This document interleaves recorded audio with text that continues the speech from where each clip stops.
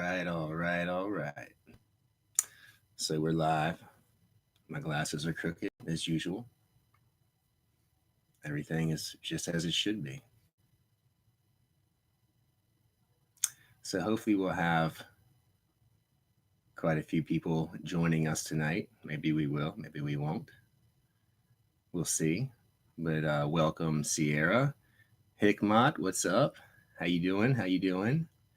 Thanks for joining me tonight or whatever time it is where you are. What up, Travis? Thanks for coming out. I appreciate it very, very much. What's up, Lilith Ivory? Ah, cool. Sweet. Glad you could make it. Welcome. Welcome, one and all. What's up, Anthony? Ha, yeah, you did. Good job. Well done. What's up, Nana? Nana Christie. Divine Spirit Messages TV. Hello. Well, welcome. You're new here. You're definitely welcome. Everybody here is welcome. My door is always open. I'll consider it your door too. How about that?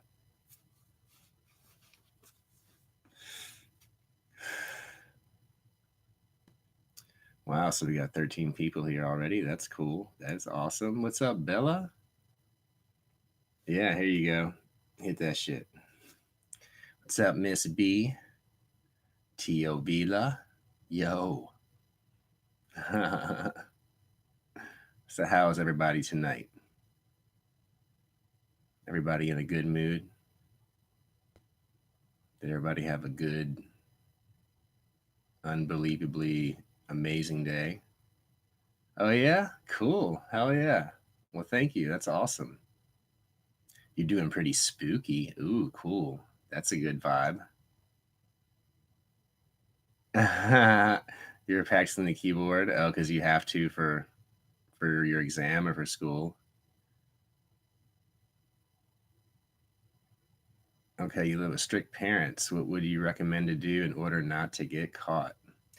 That is a good topic to get things rolling. So thank you, Sierra Jameson. Well, what I did a lot of, and I think it kind of just is a really, really complimentary of magic and witchcraft in the first place, was to go um, in the woods.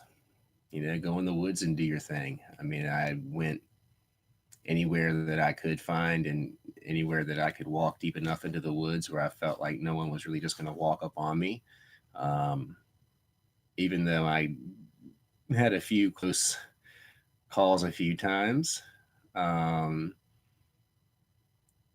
but that's really the best thing. You go in the shower and meditate. That's cool too. That's good. I mean, anywhere where you can get away, I mean, because having privacy, having time to yourself with yourself is really the best thing. Um, you really can't have too much of that because I think I talked about it before. I mean, especially in the beginning when you're really getting the feel for everything and you're really starting to have all of these like new experiences and feeling energy, feeling spirits. You're kind of bombarded with all this stuff, and if you really want to kind of like hone it all in, you have to really spend a lot of time in isolation, I guess you would say. I mean, like spending time with yourself, even if you're just sitting in silence, meditating, or um, reading, or whatever. I mean, whatever kind of rituals that you feel inclined to do, whatever you're led to do, do that. But you really need to know yourself as best you can. And so spending that quality time alone is the key, and like leave your phone leave any distractions behind. Anything that's going to tempt you to pull you away from being present in the moment is really something that you want to do everything you can to just get rid of any distractions. And there's really no better way to do that than to get out in nature. Um,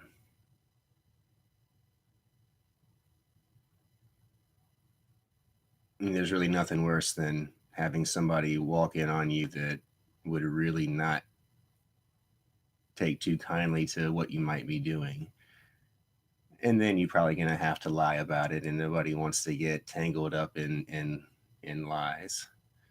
But that's really what I found worked best for me. It was either doing a lot of things really, really late at night down in my basement, um, to where if someone did come down there, I would have time to kind of get everything presentable in a space and myself presentable before they came down there. But really, getting out in nature, if you have like a spot that you can designate that you can go to, or even going to different spots is fine. I used to do some crazy stuff out in the woods. I mean, like, during the day. Um, it can be kind of spooky at night, maybe a little dangerous too. So, in the middle of the day, I've had some really, really crazy spiritual experiences in the woods, really since the beginning.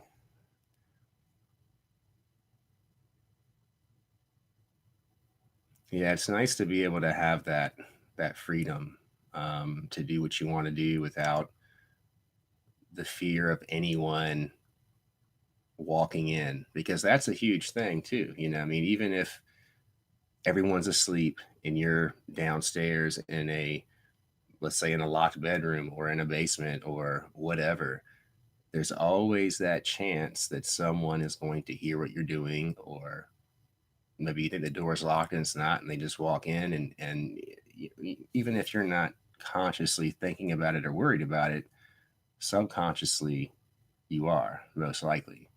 And then that's really going to be putting some major hurdles and blockages in place that you're never really going to be able to like fully relax and fully be able to kind of get into that theta gamma sync and be able to drop mind and do all the things you want to do, because you're always going to kind of be alert in a way that is going to kind of keep you from getting in that trance state that you really want to get into to do these things. um,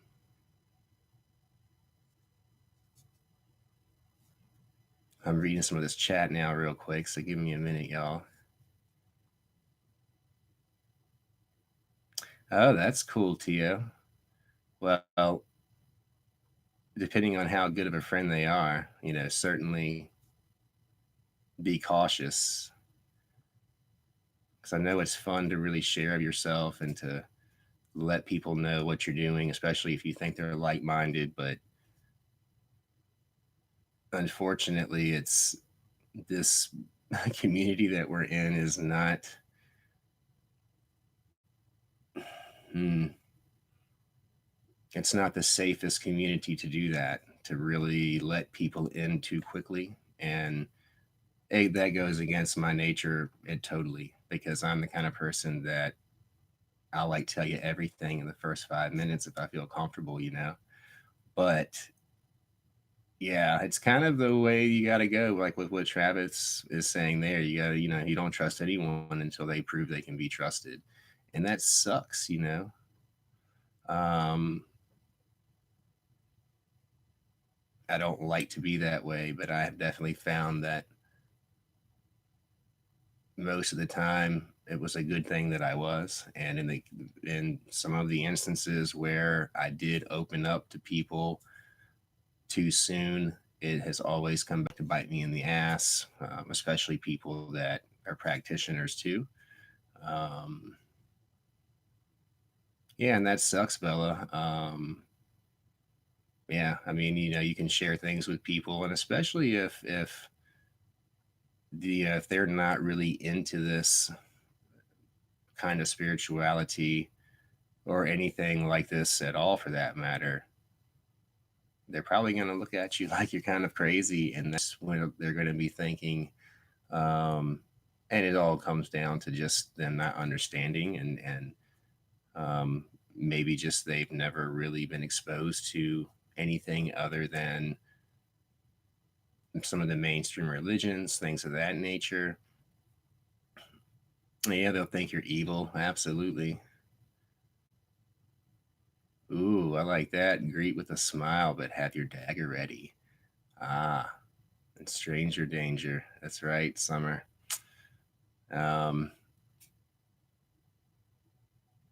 just I guess remember, just because they share things with you doesn't mean that you are obligated to share anything with them at all.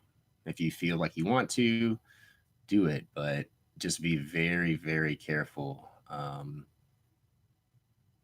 And this kind of goes in, I think, to what we were talking about in the live chat the other night, talking about people that are majorly into vampirism. They really, a lot of them that are really, really immersed in that, and they kind of take that the more sinister approach to it, will know exactly what they need to do to kind of have open access to you. And it can really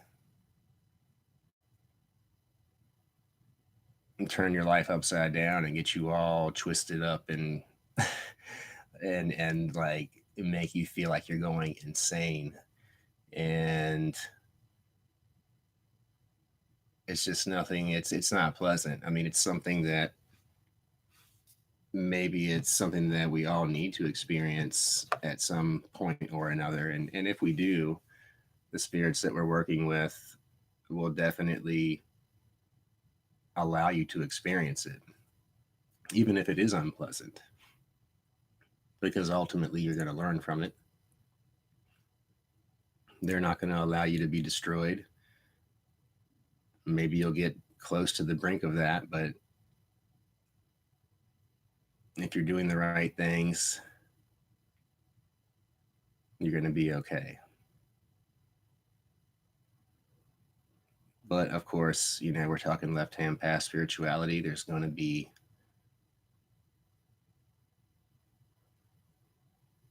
lots of very difficult situations and learning lessons and things to overcome that just go part and parcel with this path, like, period. You're going to have to work hard. You're going to have to be willing to put up with some bull crap, but it's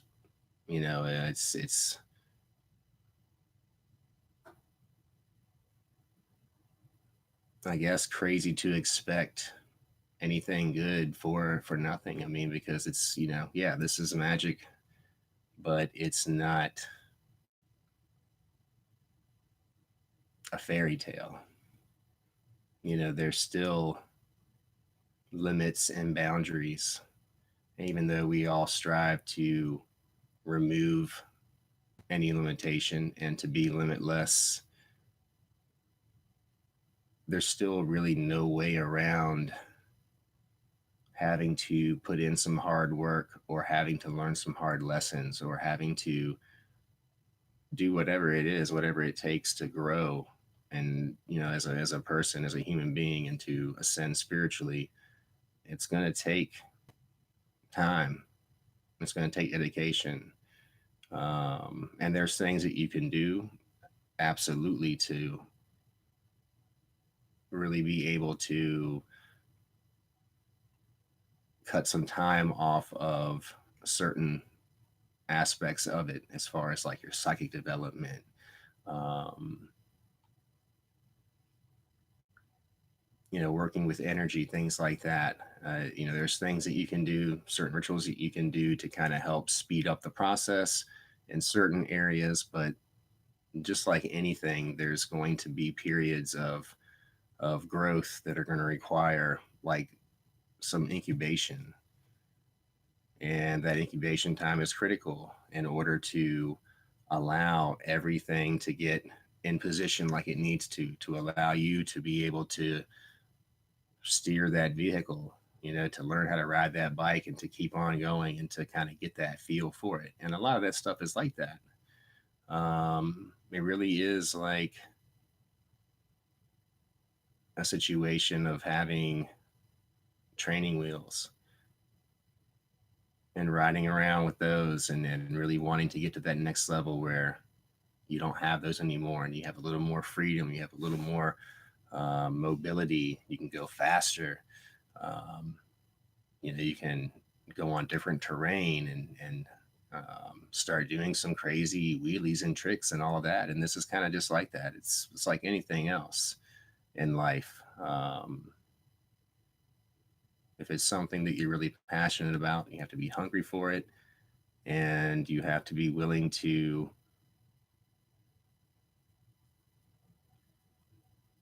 allow everything that comes with it to be a part of your life. There's not really a matter of picking and choosing, um, and you can't get upset if this or that happens because it's part of the deal. You know, if you want this, this is going to come with it. What you choose to do with that is up to you, but it's going to be there. You're going to have to deal with it or at least acknowledge it. And a lot of those things you're going to have to figure out what to do. And then, like, there's so many things that it's not going to really be meant for anyone else to tell you what to do. Um, you're going to have to face that and learn from it, deal with it in your own way. And it may be different from what other people have done in the past in similar situations, but all of our paths are different. We all have different things that we need to learn, different things that we're going to do with our spirituality. Um, and we just have to remember that too. We're none of us are the same. None of our paths are going to be the same. While, what works for most people should work for other people, and that's not always going to be the case. Um, but for the most part, the basic fundamental aspects of witchcraft and magic can certainly be applied by everyone. And then you just put your little flair, your own personal flair, your own personal touch on it. And that's really the best. That's the best way to do it for sure. Um, but try the woods, Sierra. That's what I recommend. That's what worked best for me, anyways. That way I could relax. I wasn't going to have somebody like listening or walking in on me. I could kind of, have that freedom to spread my wings and do whatever I wanted to do. So let me read some more of this here.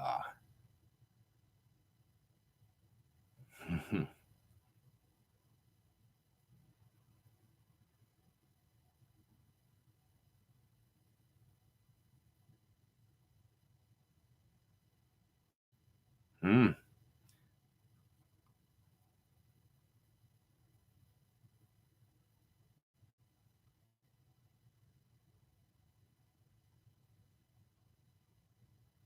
Okay, so Seeking Serpent 6 is asking, do we think all demons that you work with all know each other?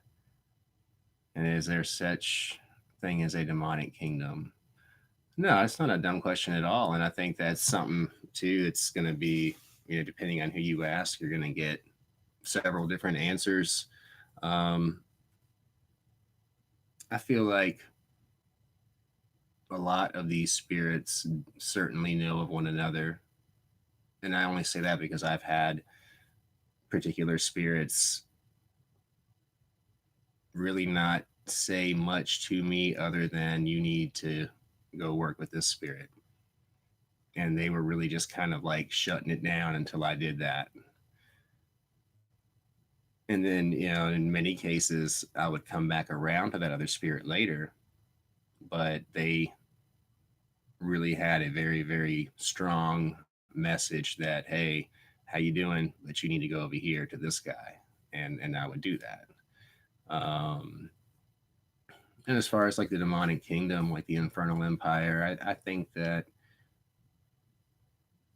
it feels like to me that there would be some type of hierarchy in place. Um, but again, too, I mean, that just depends on who you ask as well, you know, and like what philosophy is it pulling from, and like, you know, there's so many things that we really just don't know. I mean, it's all a matter of documented, channeled information, whether it's thousands of years old or a month old. You know, we're taking information from another dimension and trying to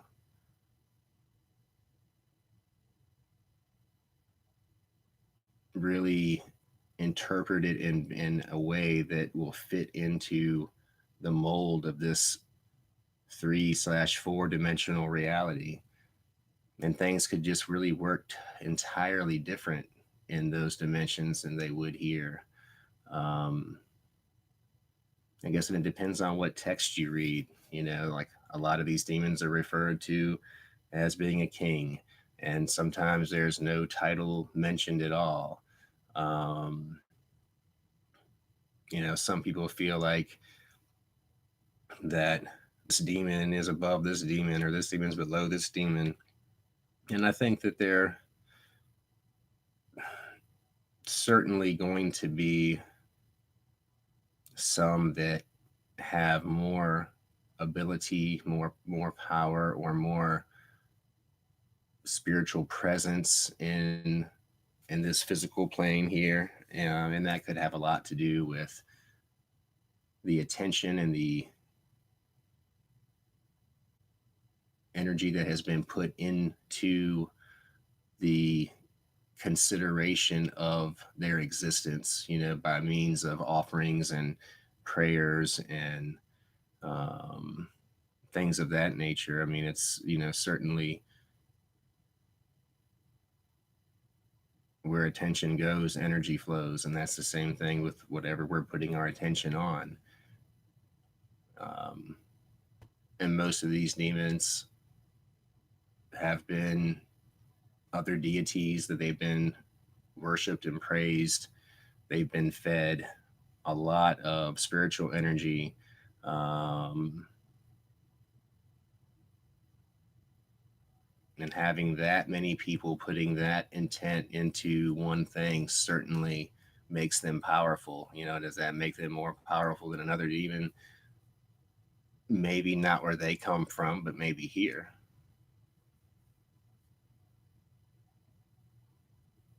You know, that's very possible. I think maybe that's one of the things that help them to manifest in a more powerful way in this physical plane is having that grounding anchor of all of the people that have physical bodies here that are anchored and tied and grounded to this earth, really making that psychic connection.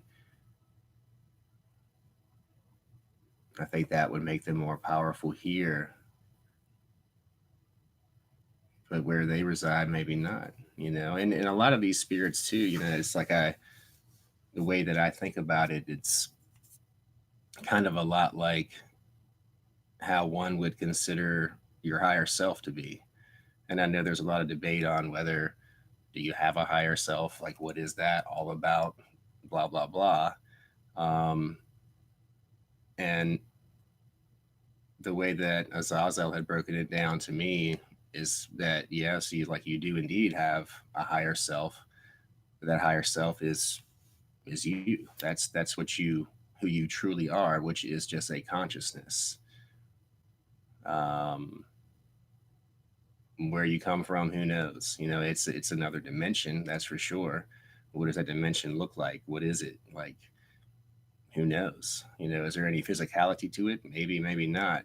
I mean, you may just be energy, straight up energy that can communicate and project your consciousness through a frequency, through a vibration. Um,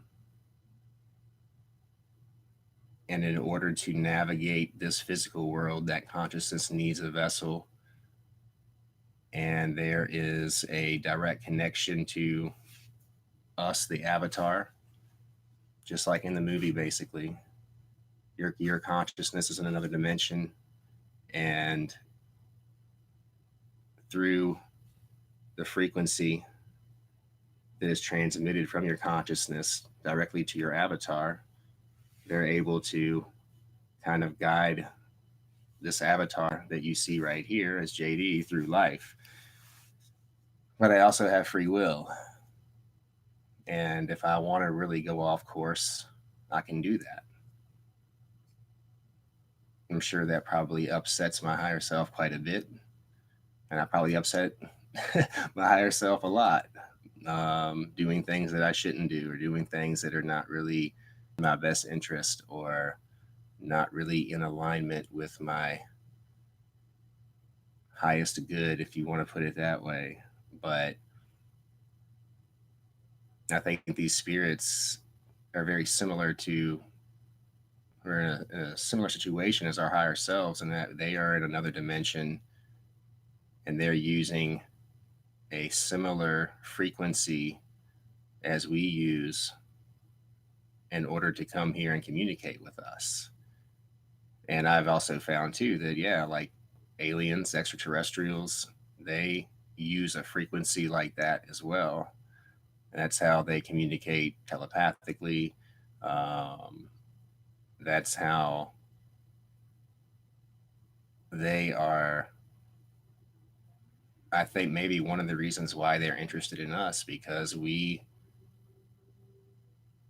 communicate via a very similar frequency. And I think that in another, from a standpoint of a being that is interdimensional or in another dimension, I think that frequency is something that is visible to them, or it's something that is detectable, where it's not really detectable to us. We can maybe feel that frequency a little bit, or we can maybe like somewhat hear like a ringing or something of that nature. I think that it's much more pronounced to them, to where they're like, whoa, there's that frequency. Maybe it glows a color, maybe whatever it is. And I think they're like, wow, what is this? And that's why, it's like a lot of these spirits that we work with, that we consider to be demons or whatever, they very well could be extraterrestrials. And that's not something that I'm happy to say. It sucks. I don't really like that idea or that notion, but it's most likely that's the way it is, though. They could be one and the same, or maybe not. If they're not one and the same, there's some similarities there, or they're coming from some similar type of places, as far as um, from like a dimensional standpoint.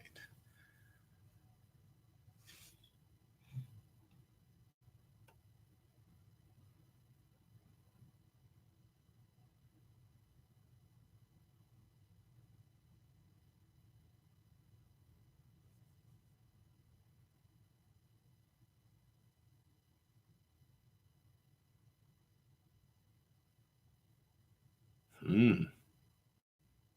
Yeah, that would be cool. Yeah, get that tattoo. Nicolene, what is up? It's good to see you. That's crazy. I was like just thinking about you earlier, because I think last night I was like, maybe you would end up showing up. You didn't last night, but you did tonight. That's cool.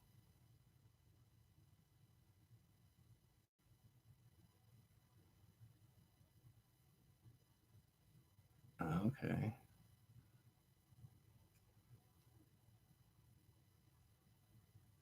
It's a sigil of Saturn, yeah. And that's, you bring up like planets, I mean, like my thought on a lot of these planets is that there is life on these planets, as far as like that is a realm where other consciousness resides. Like it's very possible that, like, let's say like Azazel, for instance, that his consciousness is on the planet that we know as Saturn, and it's so volatile and unhospitable to human life and the things that we're able to create. We can't really get there and get to it, get down through there. Even if we could, it's probably some type of dimensional line that you've got to cross, like that's like, let's say if we could get like a telescope or a satellite or anything to get close enough, and like they look and they're like, yeah, there's nothing there. Well, maybe that's what it looks like to an eye that is from a third dimensional, 3/4 dimensional planet or existence, anyways, because we have these interdimensional beings that are all around us and these spirits that are around us that you can't see. Some people can see them, some people can't. And you could be sitting right next to somebody and you can have an experience that they were just like, what the hell are you talking about? Nothing happened. And I think the same thing can be with that. It's, we can't, they're vibrating too fast. We can't perceive them. We can't hear them. We can't see them. Saturn could be full of spirits or other consciousness, and every planet may be, and I think that it would make sense to me that we would spend time on each one of those planets and learn the things that we need to learn, not necessarily here from Earth, but when we have spiritually ascended, then, maybe after Earth, the next stop is Saturn. Maybe after that, this next stop is Jupiter.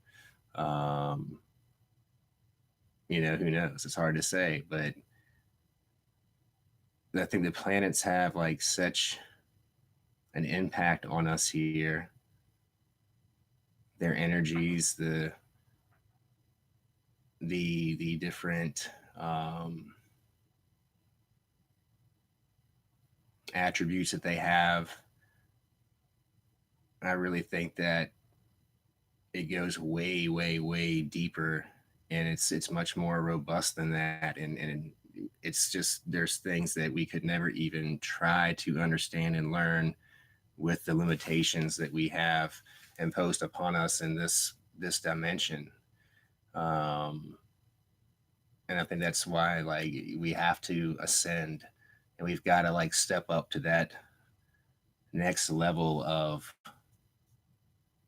ability of consciousness, because there's much more, but you've got to be able to kind of get to that vibration in order to be able to exist in that other dimension.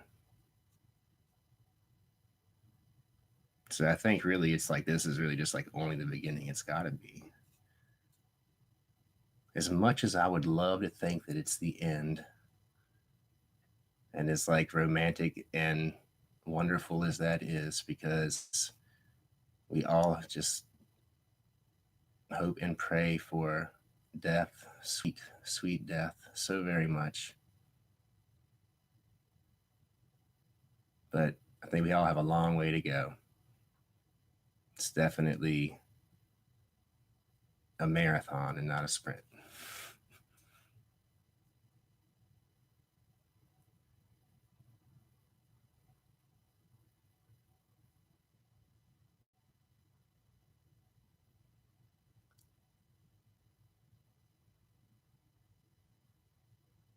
Happy Camper, what's up? Rock Bostic.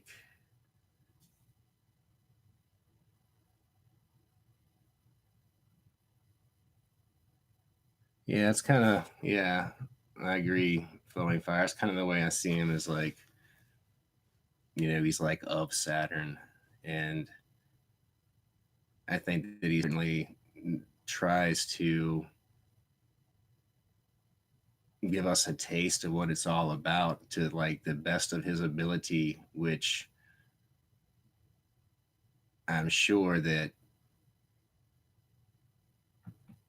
while his presence can be very powerful here, it's always going to be limited to probably a big extent, um, because we're just not capable of perceiving what in the world, like consciousness from a whole nother dimension with different properties, um,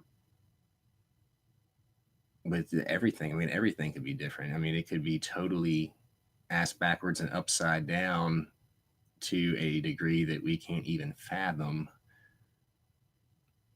because we're still just going to be so limited here, and I think that's the reason why it's so important to ascend spiritually, because we've got to move on. If in whatever the deal is with this whole thing, this physical life is just a very, very small part of the whole big picture. And there's a reason why we don't understand it all. And there's a reason why there's no way that we ever could, because in order for us to ascend, we have to stay hungry for it. We have to do what it takes to get it. It's it could be that maybe there is one or a few constants in the universe of all of these dimensions, and that in each one you're going to have to do some type of work or energy expenditure in order to gain the insight, the knowledge, the understanding, whatever it is that you're going to need to go on to that next level.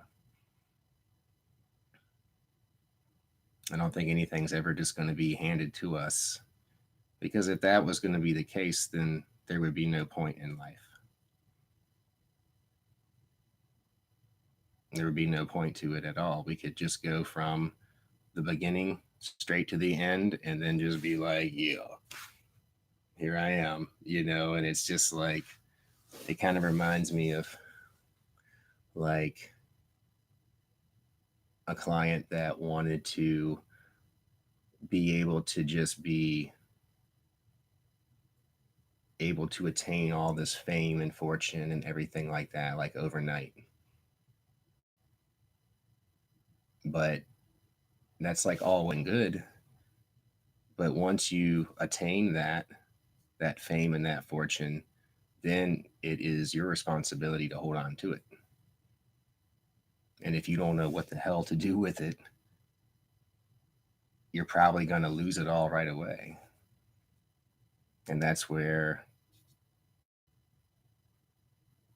the the knowledge, the life experience, all of those things, it's really going to ultimately lead to wisdom, to that spiritual growth. You've got to like really prepare for the things that you want.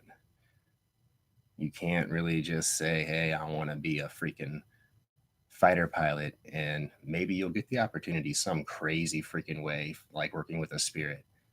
But then once you're in that cockpit, are you going to know what to do? No, maybe not.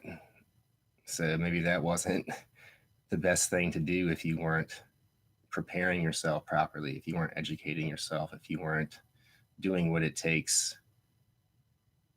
in this physical plane to be a fighter pilot. It all takes work on your part. You got to at least meet the spirits halfway. Don't expect some ridiculous bull crap if you have not done your due diligence to acquire what is necessary in order to facilitate the manifestation in your life. Because I really, I don't know any magician in this world that can just get anything or everything just like that. Just because it's black magic doesn't mean that you can be master of the universe and have it all right here, right now, whatever it is, whatever you want. It just doesn't work like that. It just doesn't. Um, you might get some little onesie twosies here and there, and some really cool shit happens, and yeah, that's awesome. But you're not going to be able to control a person like a puppet just like that, and have your cake and eat it too, and eat everybody else's cake, and not have to put forth any effort whatsoever, and not have to change, to or really be willing to change as far as from a growth standpoint. Um,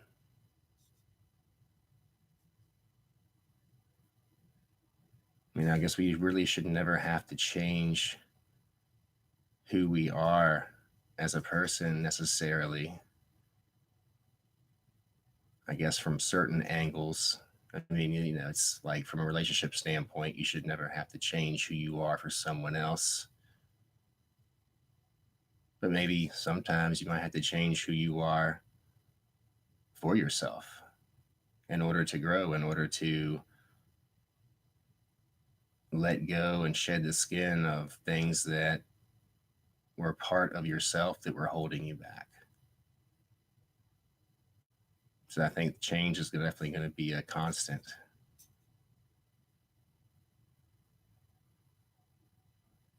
And that's a big one for a lot of people. They have a hard time with change. And that's the way it's going to be. It's as soon as you get comfortable, that rug's going to get pulled out one way or another. So there really is, it's like there's never any rest. There's never any straight up chilling. You have some moments of that. And so enjoy them while you have them. But it's just like your aunt and your uncle and your grandmother always said, like, it's always something. Yeah, it is. It's always something. Absolutely freaking lootly. Like, and you can think positively and do the law of attraction and whatever all day long, and take that it's always something out of your vocabulary. But still, in this on this earth, in this physical plane, yes, it's always going to be something. Always. Expect it. Even though that might change your vibration a little bit, and maybe you will get those somethings because you think it's always something. No, in this earth, that's kind of just like a written in stone law and a constant. Like, yes, you will go through shit. You will go through some shit. And after you go through that shit, you'll take a 5-minute break, and then you're going to go through this shit.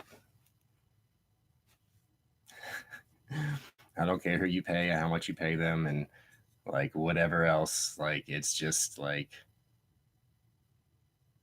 there's certain types of shit in this world that just can't be removed by you or anybody else. They just have to be gone through.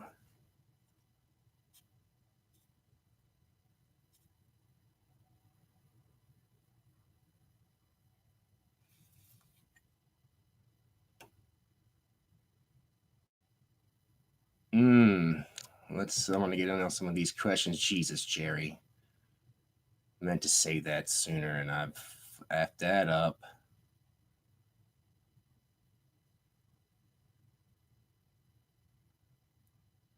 All right, I'm trying to go back here, y'all. I'm trying, like, I got all freaking.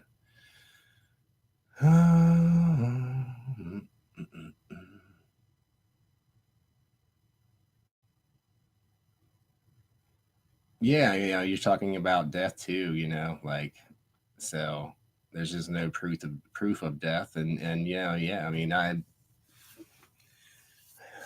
really still kind of keep leaning towards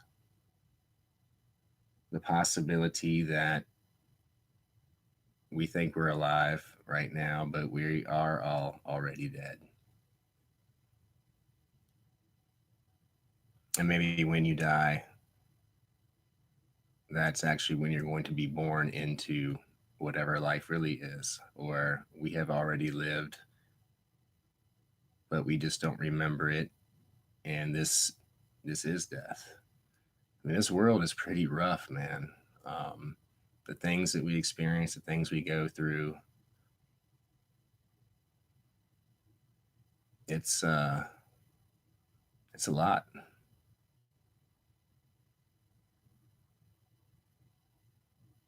And there's so much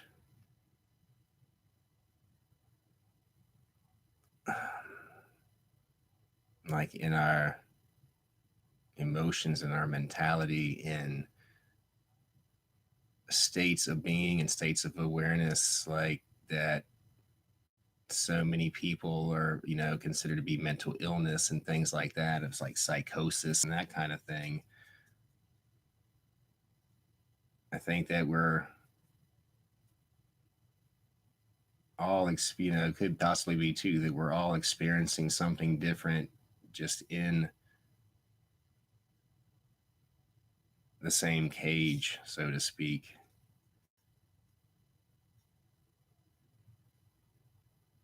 I mean, it's really, I find it hard to really buy into the fact that this is life,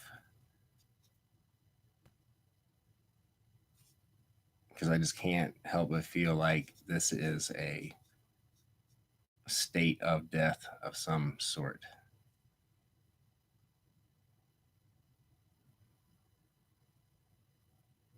But I guess we'll find out.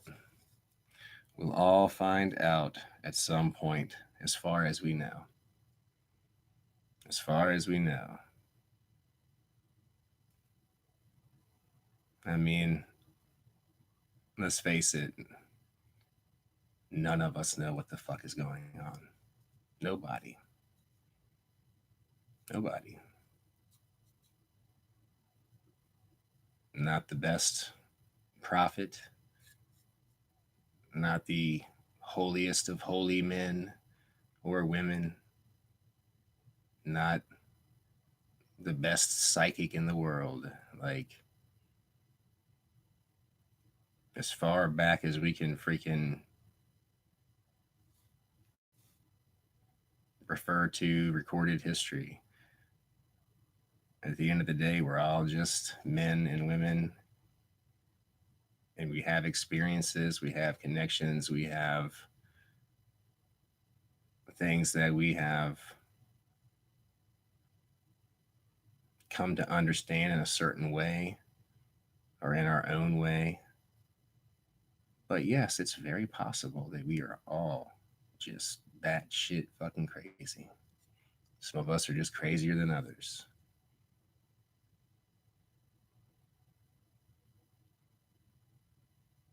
We could just all create these experiences in our mind because we're stressed.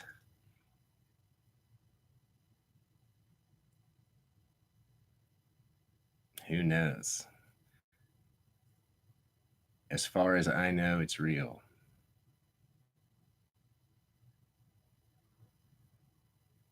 It's as real as it can freaking be, anyways.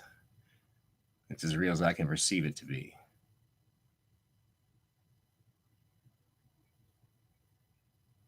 But I don't know if it'll ever really be proved. I don't know that we'll ever really know without a shadow of a doubt anything. And that's where it's like a lot of people, left hand path and otherwise, they don't like to use that word faith at all. I mean, especially like not blind faith, but it's like no matter what your spiritual path is, I think you still have to have it a little bit in some kind of way.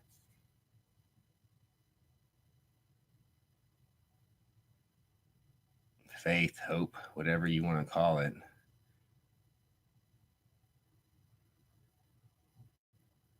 because really there's just not a damn thing that any of us can prove beyond the shadow of a doubt.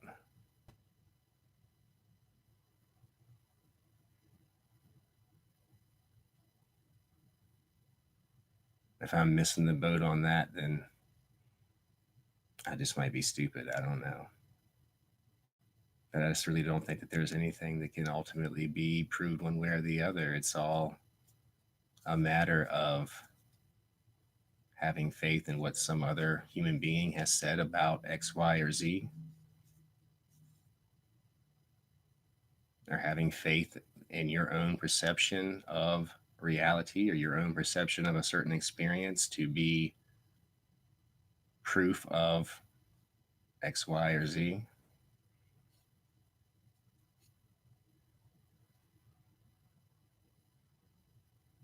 I mean, we all know and feel strongly about certain things,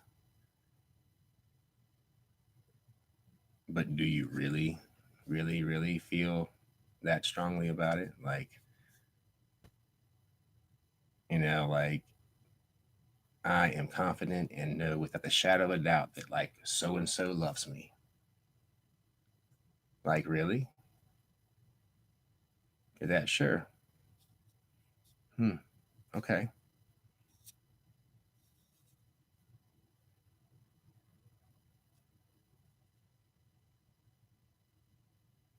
Or I am absolutely 100% positive that Lucifer is Satan. Okay. Well, how do you know that? Because he told me. Are you sure he told you? Yeah, absolutely. Absolutely, without a doubt. Okay, well, how did he do this? Well, he was just speaking to me. He was speaking to you, huh? Okay. How did he do that? In my mind. He was speaking to me in my mind. Okay. All right. And it was Satan, you're sure. You're sure it was Satan. Oh, yeah, yeah. Because, like, you and Satan are like best friends or something like that, right? And he was having coffee with you earlier today and like filing his nails and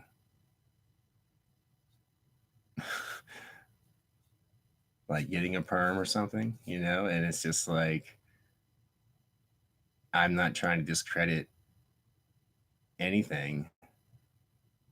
I'm just saying that anything is possible. It's entirely possible that we know nothing.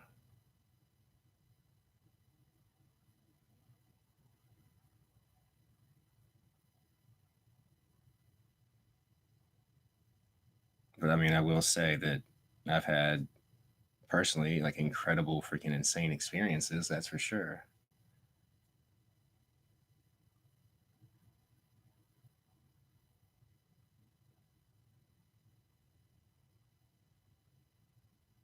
But all I really have to go on is really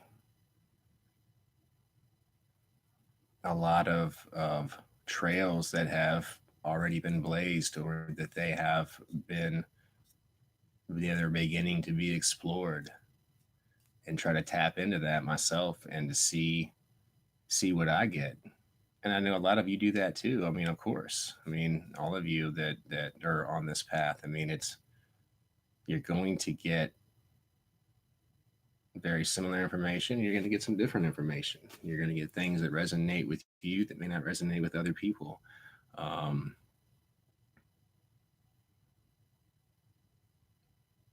and just because the information that you receive does not correlate with mythology or it doesn't correlate with what other people are grasping a hold of and kind of saying like this is it, this is the truth of it, like I guess there's one thing I try to keep in mind. And again, this is information that I received, and it was from Azazel as far as I know.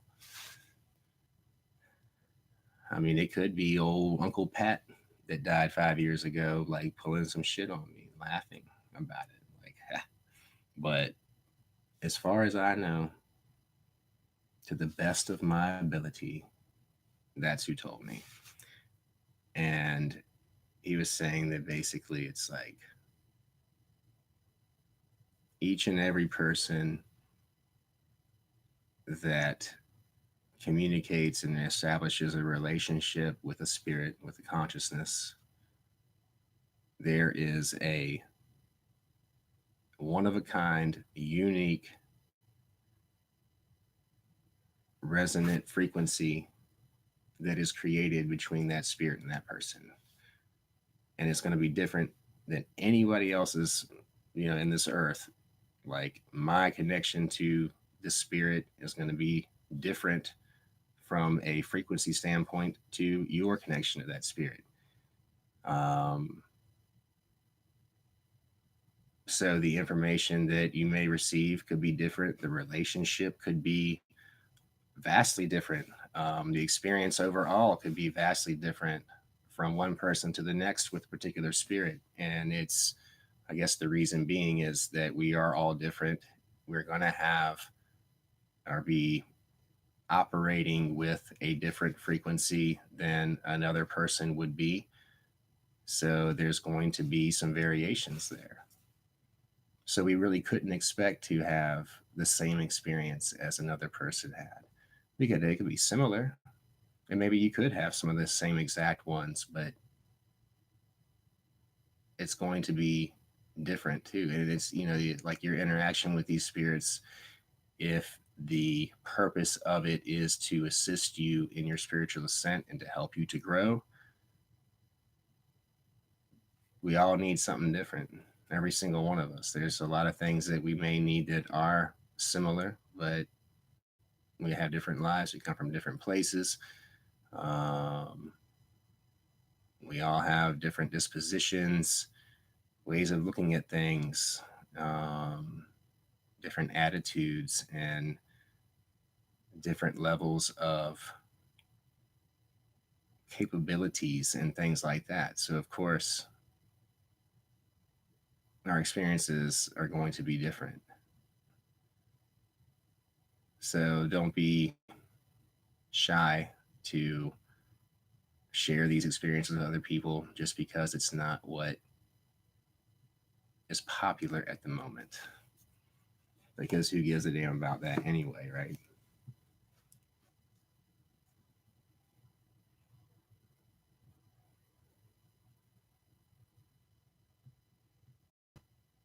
Cockpit sounds like a terrifying orgy. Oh, nice.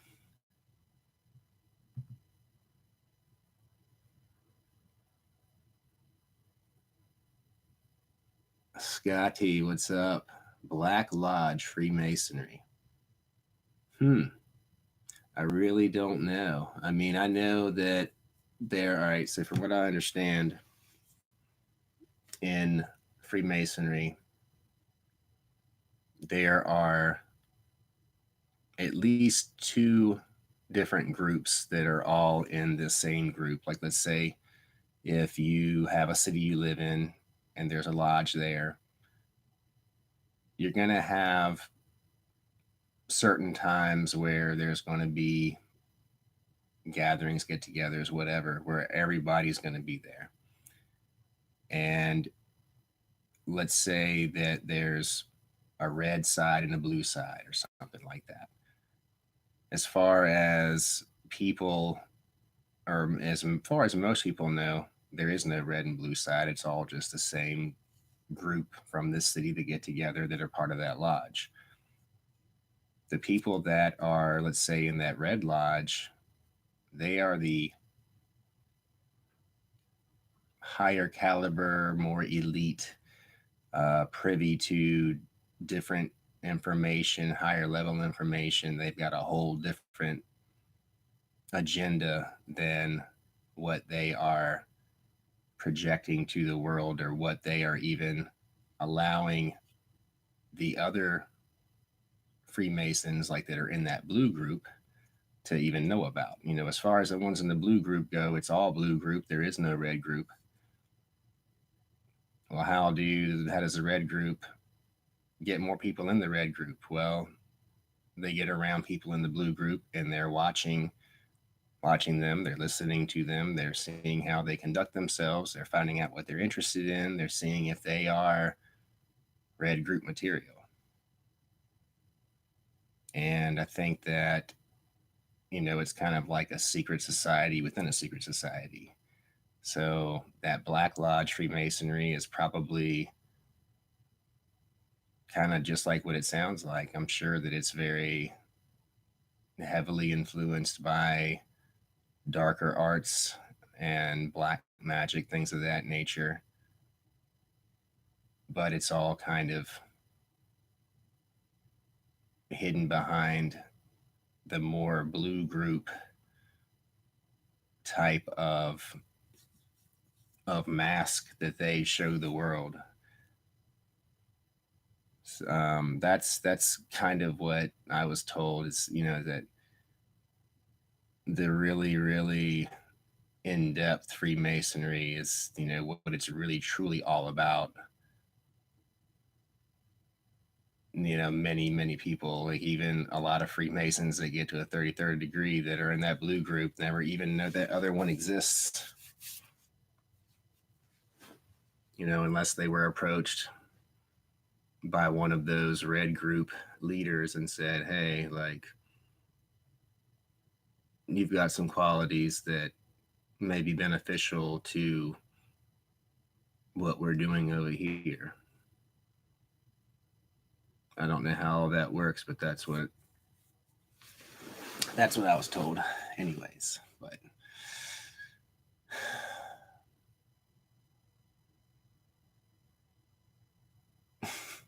so my opinion on being out in the open is part of the left-hand path of the general public versus being secretive about it. Okay. Tenebrae Amos. I'm sure that it's going to depend on a lot of different factors, where you live, how tolerant your community is, or your family, or whoever it is that you're referring to as far as being out in the open, or like general public. Um,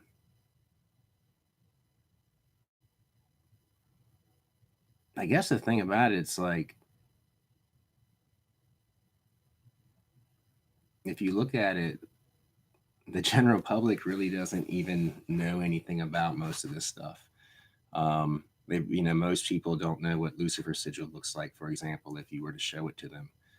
They didn't really know what Belial sigil looks like. They wouldn't know what any of the symbology is. Like, people may see like an inverted 5-pointed star, and they may attribute that to Satanism or something satanic. Um, or if they see like 666 or something like that. But I would venture to guess that, like, aside from an upside down cross, an inverted pentagram, or 666, they're really like, no one would really even know. Um, and they probably wouldn't know if you said, if they saw LHP for left hand path, they would be like, left hand path, what the fuck is that? What is that? They went right hand path. They don't know what that, like, they probably don't know what anything is really. I mean, um, there is, I think most of the general public are looking for certain characteristics or traits or icons that are kind of like stereotypical of maybe like some type of like 80s hairband freaking, like, uh more of like some of like the like cliche type of imagery and things that popular culture has kind of grabbed a hold of. But I think it's a lot easier to kind of be open about it or out in the open about it as far as like people just being able to tell by running across you or looking at you. But I guess if you're talking more about along the lines of like propagating it or um, in some kind of way, to really kind of like put yourself out there to that degree, I would assume that people are probably not going to take too kindly to it because most people don't because they're just not open minded and they have been conditioned to believe what they're going to believe about this from such a young age. It's very very hard to have someone that's open minded enough to really take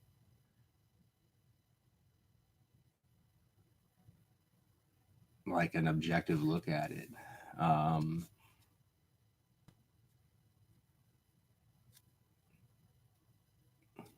but let's see. I would say it's best for you to be secretive about it, really, because it's really not going to. It's probably not going to benefit you or get you where you want to go if you don't, because people are going to think that you're killing cats and that you're sacrificing animals and that you're an evil person and that um, probably not anything positive at all. Even people that know you would probably look at you sideways. Especially if it's like a vast difference from the spirituality that you used to subscribe to, or if you weren't spiritual at all and now you're into this, they're gonna be like, "What?" And it's just like most people don't know what magic is at all. I mean, I know I didn't. I didn't know what magic was. I was thinking of like David Copperfield and whatever else.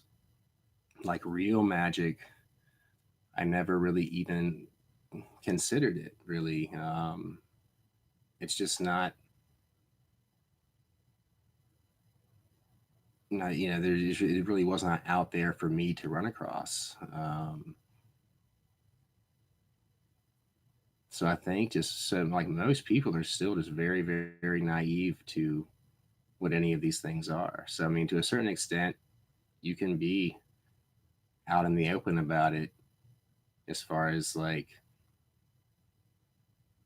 aesthetics go to an extent as far as like if you have like some talismans that you wear or different shirts you might want to wear, what have you. Unless it has certain imagery on it that is more well known and mainstream, they're not going to know what a lot of that stuff is.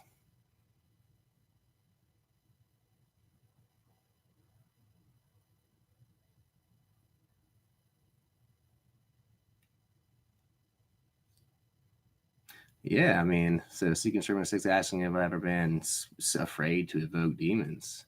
Like, yeah, hell yeah. I was petrified, um, because I really didn't know what was going to happen. Um,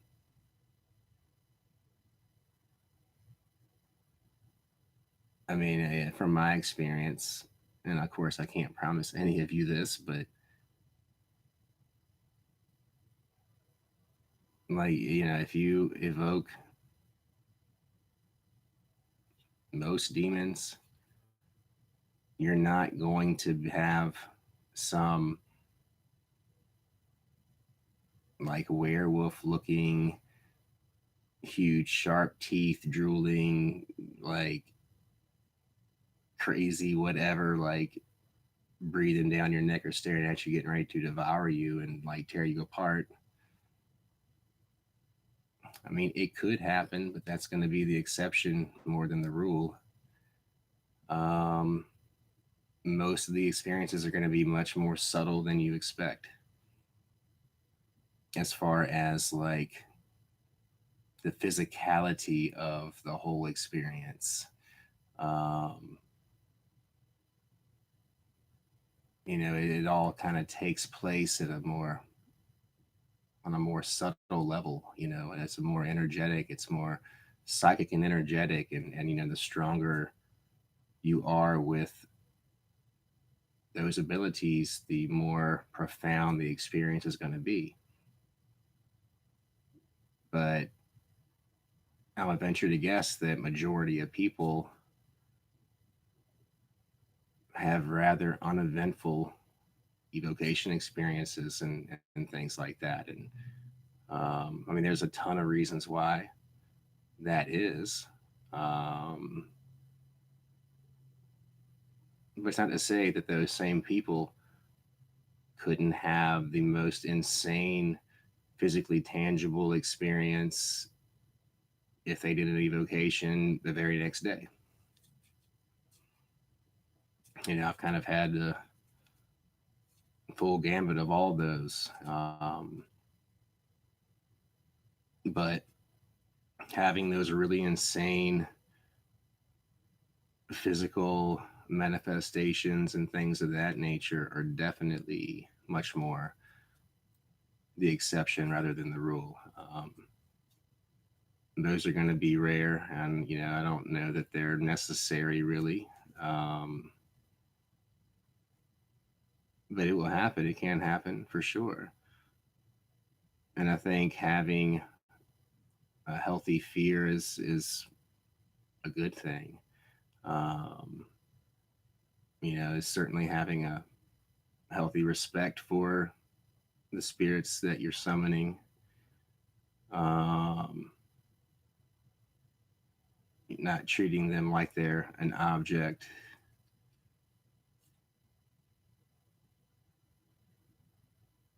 Always have the mindset that you are inviting a very, very special guest into your home, your sacred space, whatever, and that you want to be the hostess with the mostest. You really want to have the mindset that, your best friend ever that you haven't seen in such a long time is coming to have dinner with you. And you are so elated that you can barely stand it.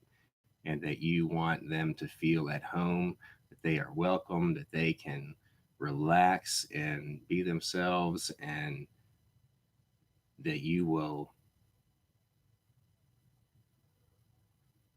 open your door to them and let them know that, hey, like, my house is your house. I want you to be comfortable, and I want you to fully realize and understand that I could not be happier that you are here. So really just take that approach. Um,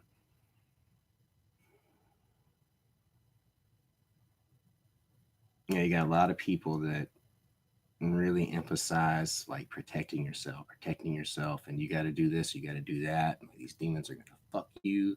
They are going to like screw you over and like um, do this, that, and the other. I mean, I know there's nasty things out there. There are things that can certainly be harmful to you and that kind of thing, but you just don't know. You just don't know, and going overboard on protection is going to be counterintuitive to what you're trying to do. If you want to welcome something in or a spirit in, you can't go crazy overboard with banishing, because you're probably going to create an atmosphere that's not suitable for anything to come through at all. And then you really are just there talking to yourself in your safe little bubble. I think you have to be willing to be vulnerable, be willing to take a chance, be willing to show that, yeah, I might be afraid, but I'm still going to do it, man. I kind of feel like those that come from a standpoint of like quadruple freaking layers of protection and this and that. And, you know, I've got like four different rituals that I got to do before I can even do the evocation because I got to do this and this and this and this. Like, hmm, well, you may have planned on evoking a spirit and talking to them, but the only thing that you're going to be talking to most likely is going to be yourself.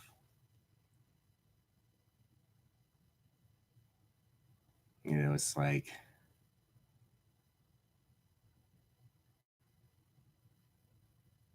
that wound is going to be unhospitable to a spirit, just like that wound may be unhospitable for a fetus. It's like the same kind of thing, in my opinion. Um,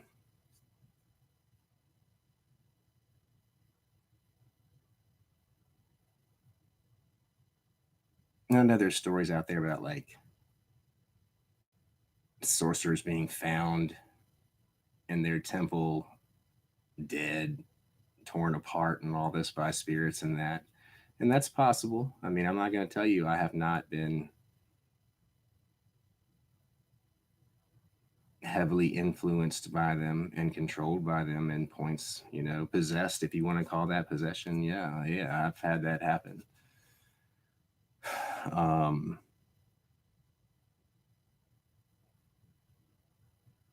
and I didn't even know it was happening. I didn't even know it was about to happen, and I didn't know when it did happen. I was blacked out basically on autopilot, not knowing what the fuck was going on. So, was it scary? No, it wasn't scary until I freaking snapped out of it and came to and realized that I had lost all this time and I didn't know what the hell was going on. And 1 second ago, I was doing this, and now I'm like, what the fuck? Like, yeah, that's scary. Um, but I can have that same type of fear and panic if I take 5 Xanax. Like that's um, from that standpoint, it's kind of like relative, I guess. But it's like uh, it's no more dangerous than anything else is. It's no more safer than anything else is. I kind of look at anything in this world, in this life. If you say, is it safe? No, it's not. Nothing is safe. Nowhere is safe.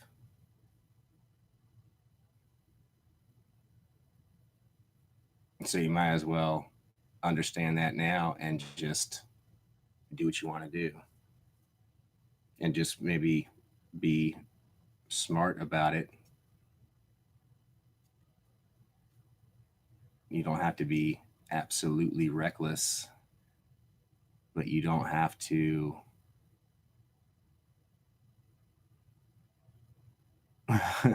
you don't have to like gear up entirely to like go walk to the mailbox and get the mail either.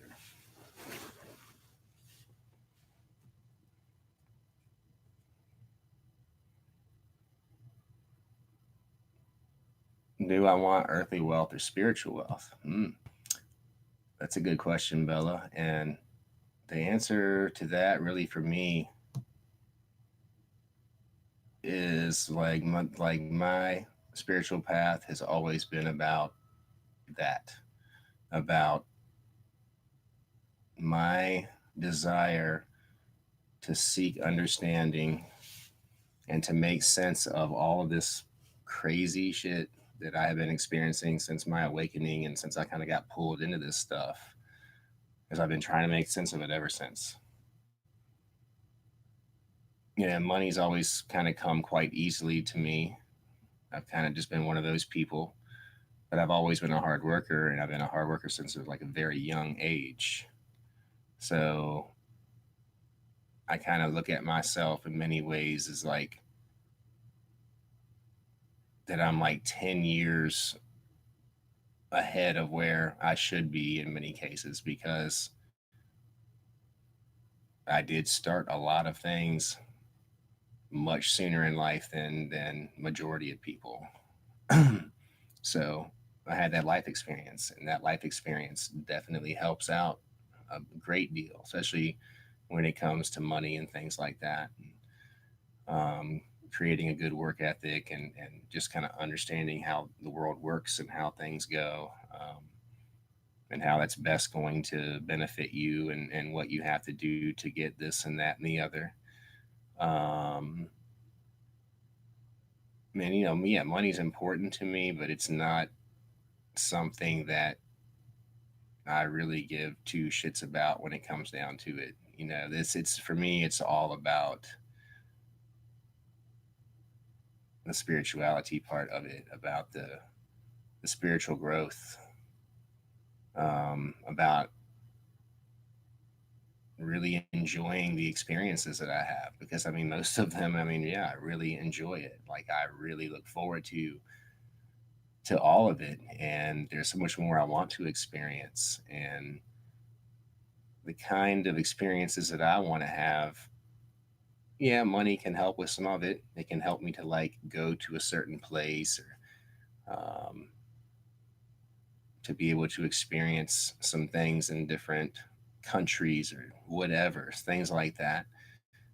They can help to make me comfortable and give me convenience and creature comforts and all that's cool. But I mean, I've definitely been a person that it makes me much happier to spend my money on other people to see how happy certain things can make them rather than just like get stuff for me. um so yeah, the wealth, I would much rather have the spiritual growth than really having financial wealth from that standpoint.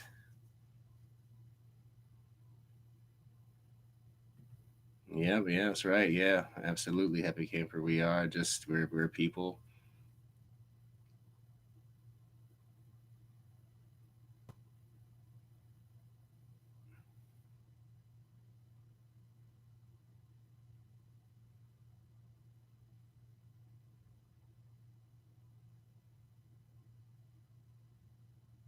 So demons are against humanity.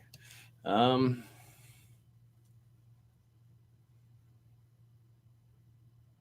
hmm. I guess it depends on your perspective. I guess if and I guess too, if that's what you choose to believe, and that's going to yield outcomes that you would expect, you probably would get what you expect. And I do feel like, yeah, if a person were to take that approach as far as like, okay, I believe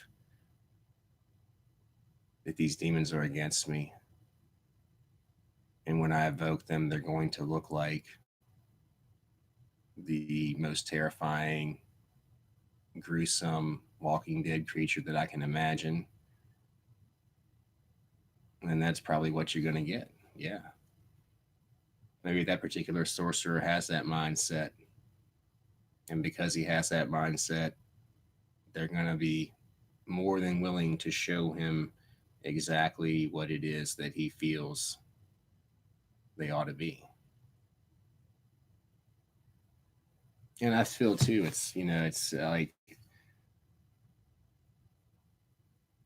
these demons are certainly going to reveal themselves to us in a different way, depending on what it is that we need to see. It's going to help us to grow. Sometimes that may be very ugly, sometimes it may be beautiful, sometimes it's going to be totally nonsensical or vague because they are trying to get us to really work hard at seeking that understanding or deciphering their crazy coded, somewhat obscure messages. And it's like it's all in that discovery phase that everything really kind of all the like the magic happens. It's in the searching. It's all in the searching. It's not necessarily in the attainment of the answer. Like the destination is not really the key to it. It's the journey that got you there. And I think that's why we don't have the keys to the kingdom, because it's all about the journey.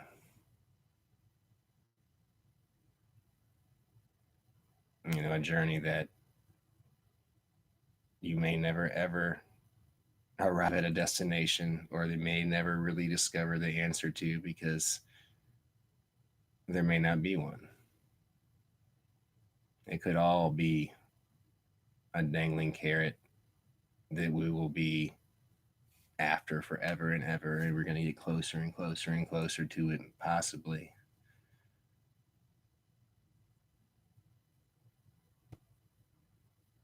And as soon as we arrive at a destination, then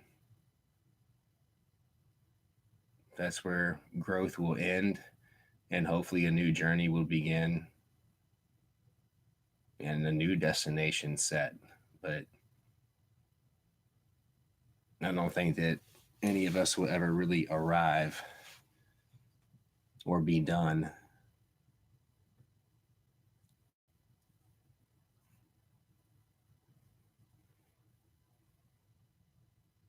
Yeah, yeah. Hey, what's up, Brent?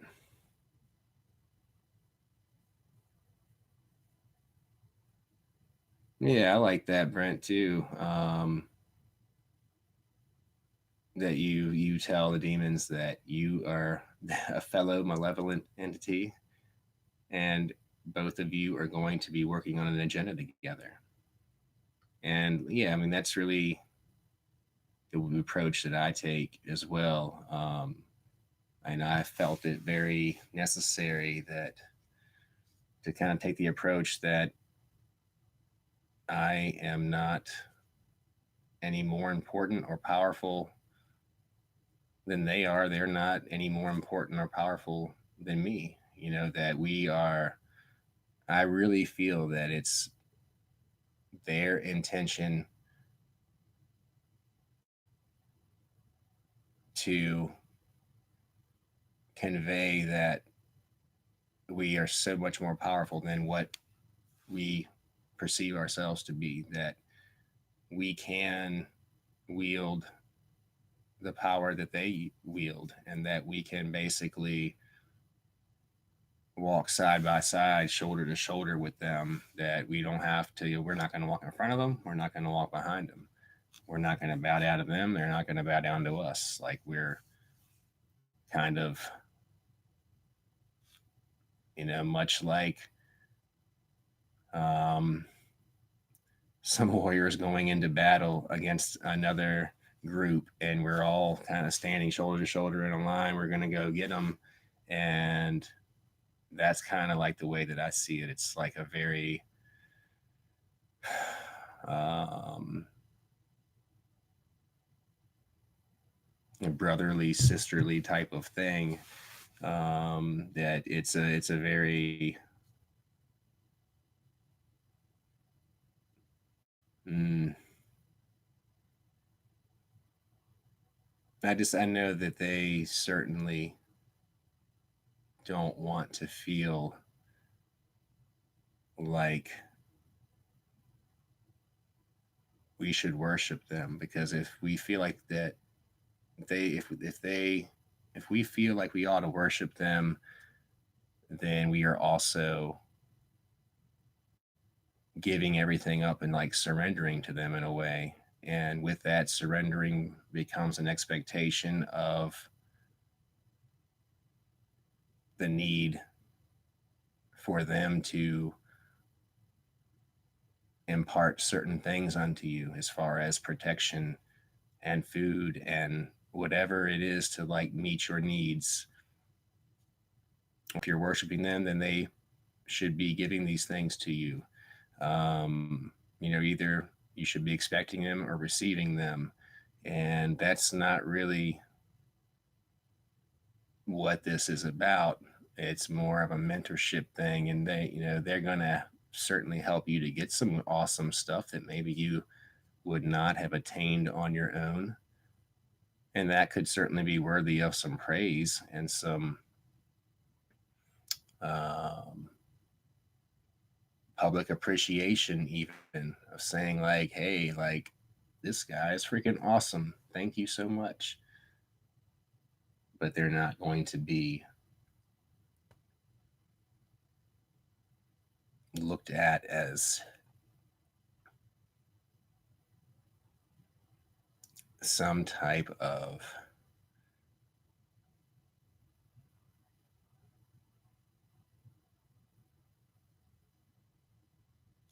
infallible master of the universe that holds the keys to every bit of creation and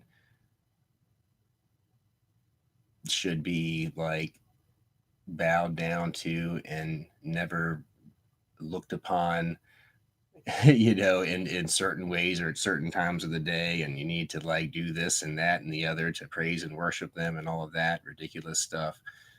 Like, that's really the last thing they want,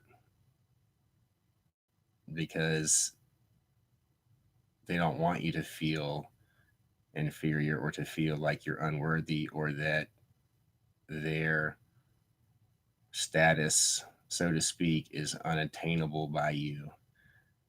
They want you to be able to rise up to that and to be able to feel like you can attain that. And worshiping them is definitely not going to be a way that that's going to happen, in my opinion.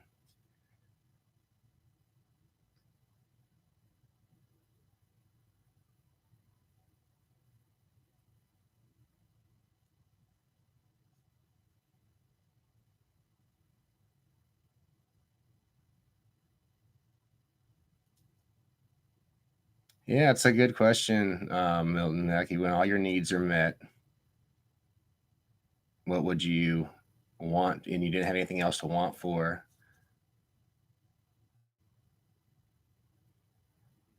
What would we do with this random information? After that point, it's like, it is like a very, very good question. Like, let's say if you did have everything that you wanted, and there really wasn't much that you had a need for, you were content, you feel like you're satisfied.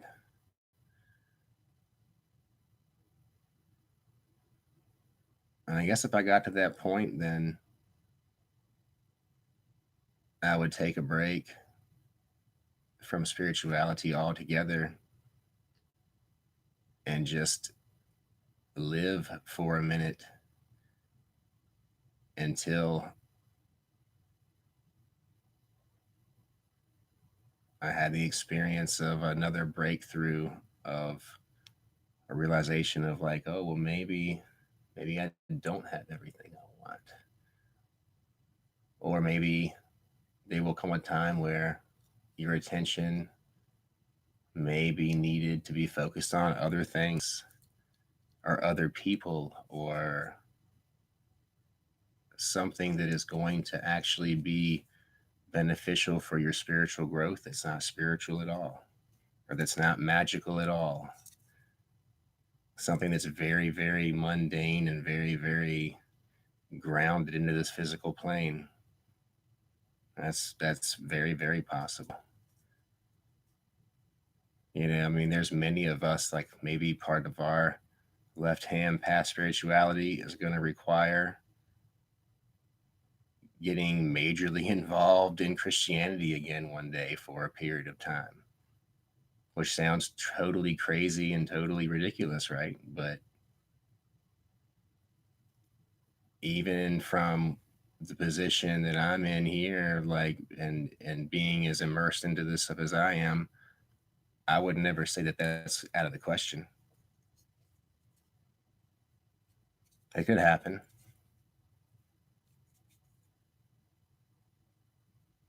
I don't really put limits on anything like that. If I ever have the inclination that maybe that's the right thing for me to do, then I'm going to do it, regardless of what anybody thinks or feels or whatever anybody else. Like, it's if I feel it's right, then I'm going to do that. If any of you feel that you've got everything that you need and whatever else, like, then hell yeah, by all means, put your time and attention into something else, and just see where that takes you, see where it goes.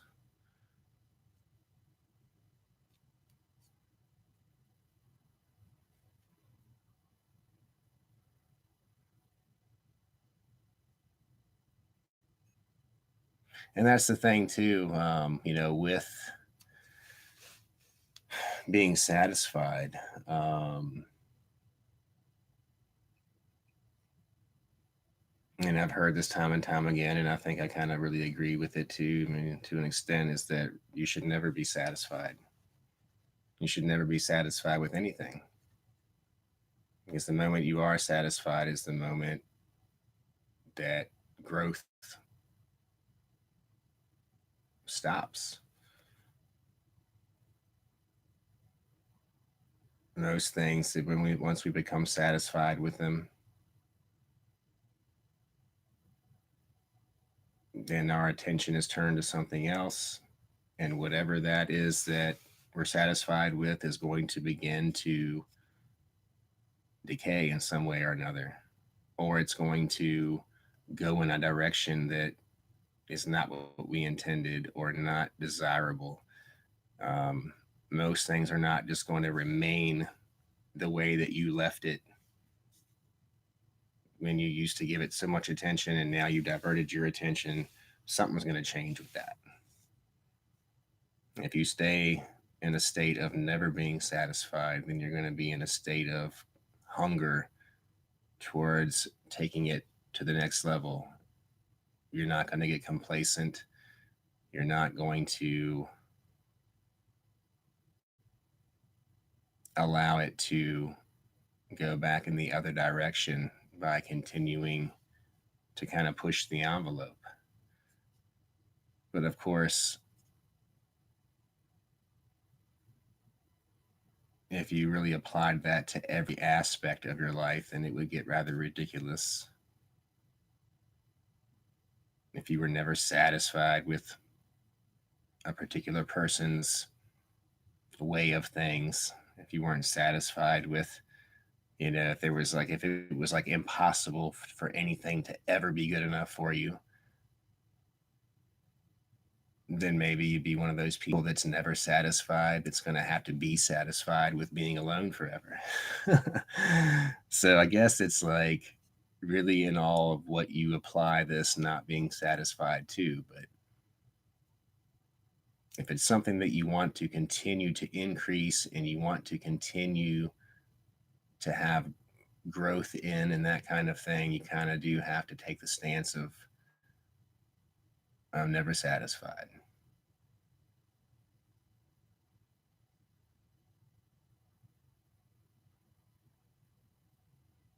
Because I do think it's kind of human nature. Like, once you are satisfied with something, you tend to kind of just put it on autopilot,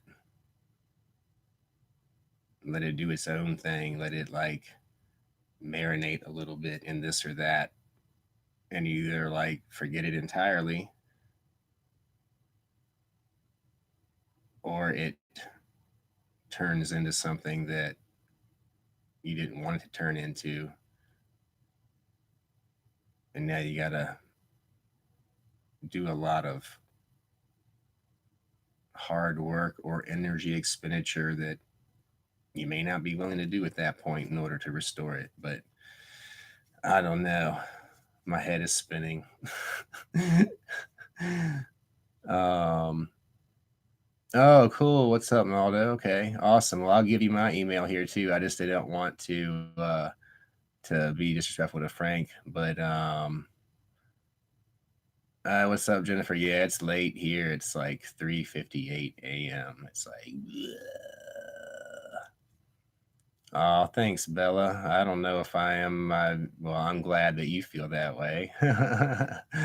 I'm probably more crazy than wise, but oh, damn, Bella, thank you so much. Good night.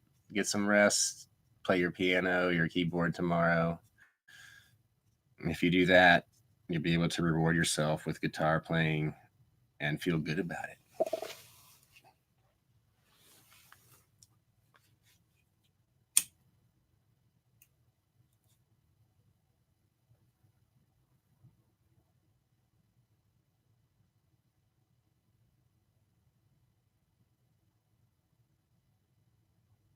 That's not grass. What's up? So the best thing about chaos magicians is we don't stay the same way and change often, regardless of others' insecurities. That's awesome. I think it's important to be in a state of at least the willingness, having the willingness to change. It's getting out of your comfort zone. It's like the biggest catalyst for growth and to bring new things in and to like really attain bigger and better whatever than you had before or where you ever could before. And like I think it's great to have some like fundamental basic fundamentals in whatever you're doing. But it's just like everything in this world has always been like ever changing, like everything. Like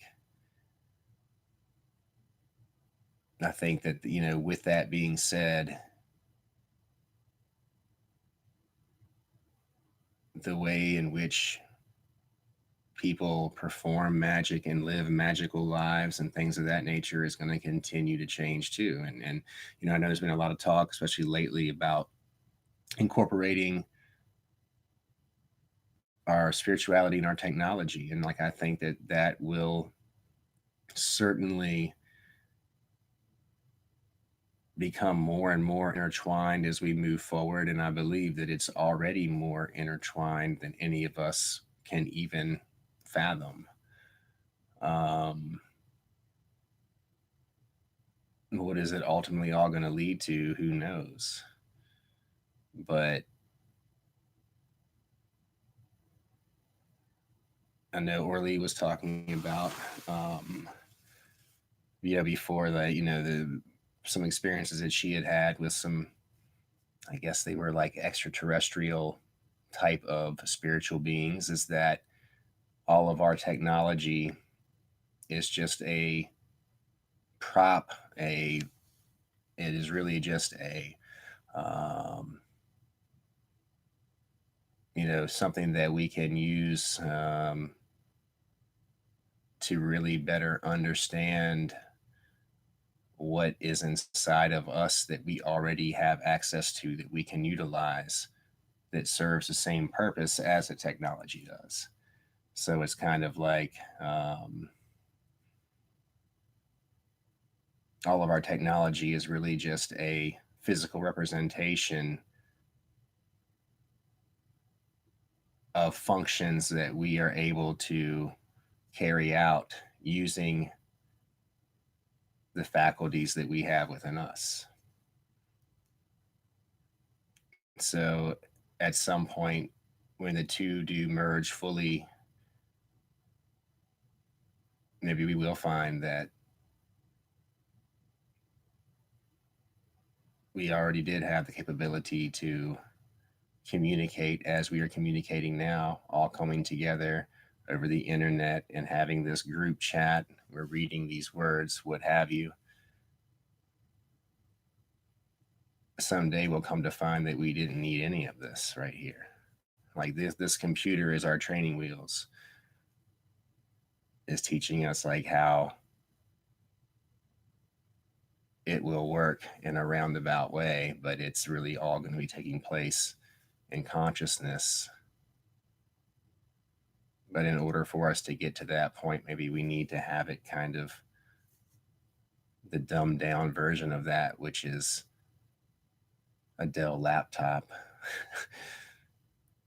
with some freaking Verizon high speed internet. Or I'm sorry, Verizon, that Verizon internet.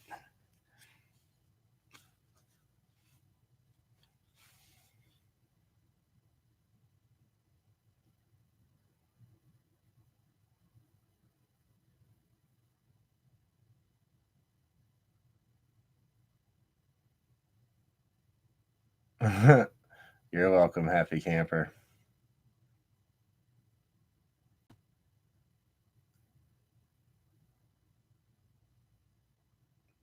Hmm. I'm not sure about that one, Scotty. So, Jennifer, you want to make more money in your business. Um, well, I would say the first thing, the very, very first thing that needs to happen is that you need to be insanely passionate about it. You need to like be so excited about it that you can't contain yourself. Kind of liking it, kind of thinking it's cool. It's like, yeah, whatever, whatever. Like, that's not a recipe for success, that's for sure. Like, you have to believe in it so much that you cannot wait to wake up the next day and be involved in it. Like, it needs to feel like it's, you know, hopefully most of you have experienced Christmas morning as a child. Maybe if you haven't, you don't know what I'm talking about. But it needs to every day needs to kind of be like that. Like, I mean, I know you're gonna have days where you're just like fuck everything, but you have to really get into it. You got to get into it. You got to feel it. You've got to like really become your brand.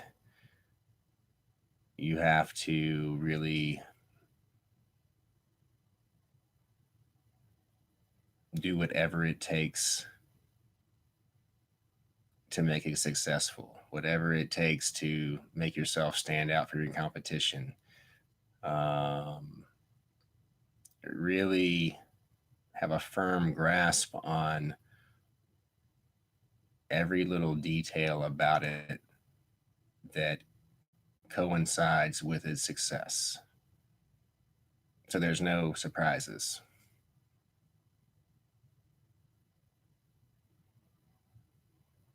And being organized, being detail oriented, being realistic about certain things is always good. Um, and then having the willingness to truly do whatever it takes, having the willingness to work 7 days a week, 15 to 18 to 20 hours a day, if that's what you got to do. or even be willing to work a part-time job to finance the venture that you want to do, and you know and having your own business. Um,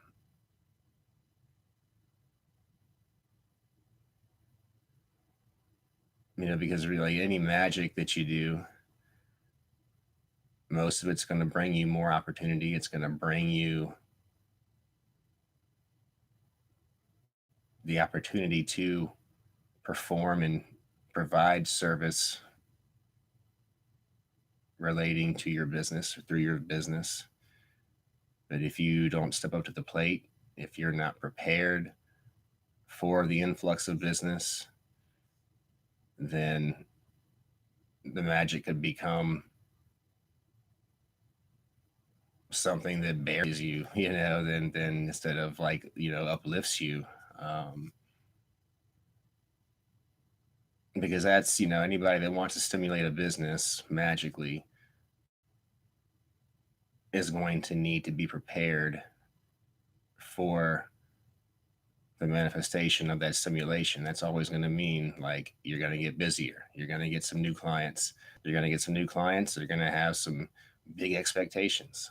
They're going to be needing you to deliver on some really, really big contracts or accounts or whatever. And you got to be ready to do that. And when is it going to happen? Who knows? The phone might start ringing off the hook the next day. So you got to have policies, procedures, protocols in place. You got to look at the big picture, and you got to look at it down to like the smallest details too. Um, what are some situations that could really throw a monkey wrench in your operation if they were to happen? Identify those and make sure that you've got things in place to get through those situations, whatever it could be.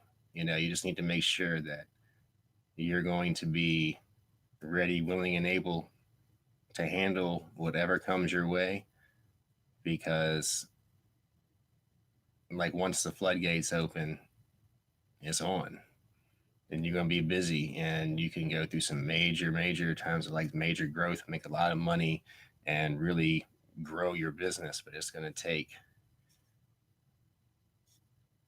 um, everything you got, to do it. um,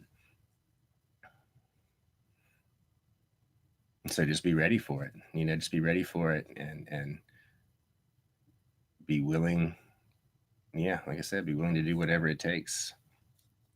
You have to really be married to it in many senses,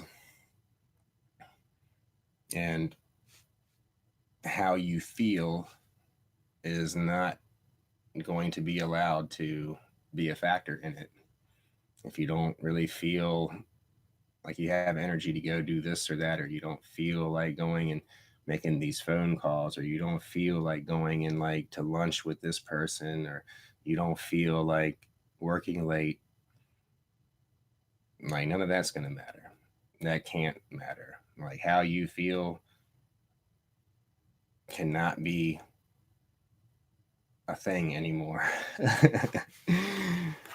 Because if you go by that, then a lot of things are probably not going to happen that needed to happen. And then you're just going to feel shitty. And nobody wants that.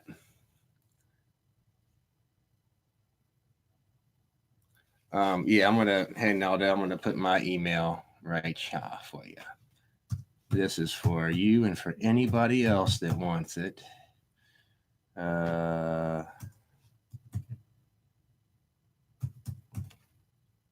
Feel free, everyone, to send your any nudes that you want to send, any money. Oh, oh, there we go. Anything really. You can send anything you want to that address right there.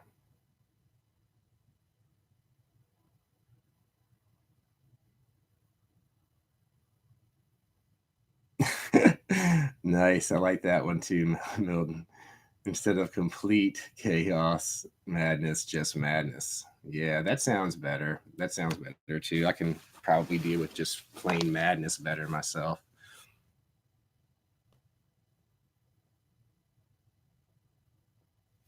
Okay, let's see this. I want to see what you're saying right here, Brent. And let's see.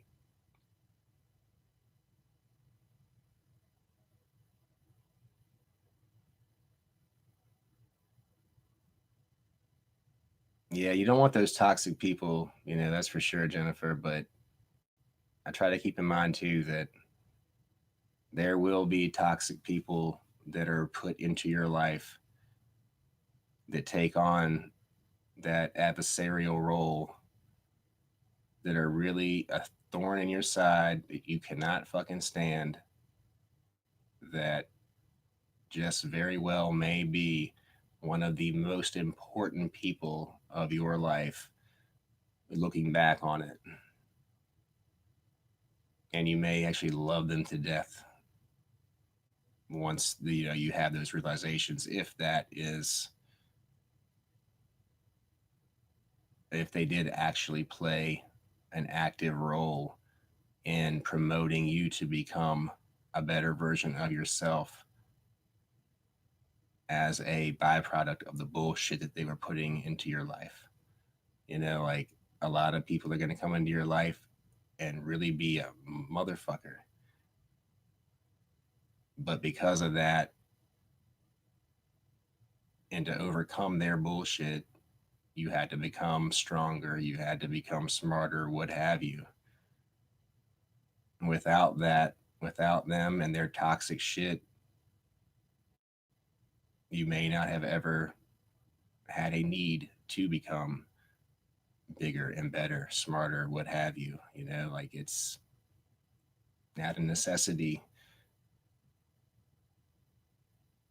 kind of like survival of the fittest. A lot of these people help you to get closer to that fittest, whatever that fittest version of yourself is, so that you don't get eaten up by other bull crap later on. So really, a lot of these toxic people are looking out for you in some kind of sense or another, whether they know it or not. Most of them don't know it, but we're all used as pawns by the spirits in order to impact other people's lives. All of us are. All of us do shit we don't even know what the hell we're doing or saying or whatever else, and it has nothing really to do with our lives at all and everything to do with somebody else's. All right, Brent. So what is this here? So your hormonal management, it needs active attention. Failure to attend to it results in forced gender modification.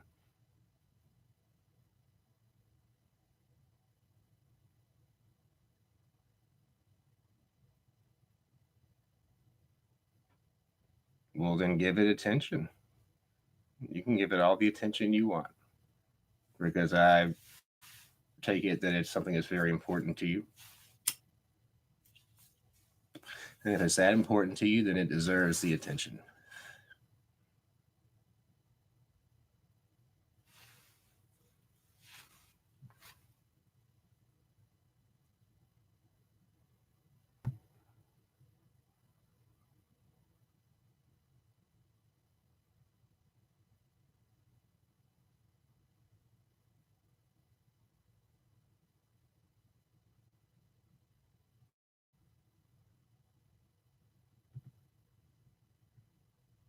Yeah, I think there's definitely spirits within the computer too. I think there's probably really like a spirit in everything to some degree or another.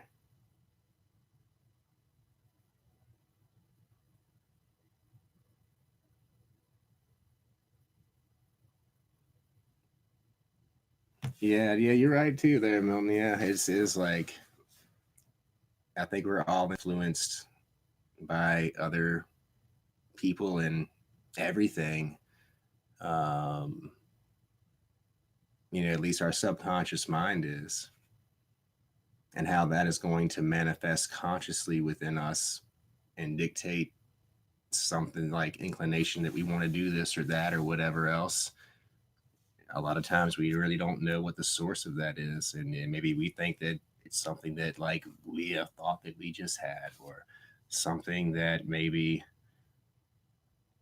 we had developed or come up with, but really it was a result of something else that we came into contact with, that visually came into our field of vision, that we consciously never even realized that we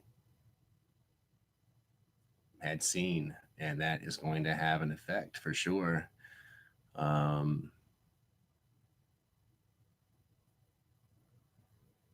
I mean, there's so many things. I mean,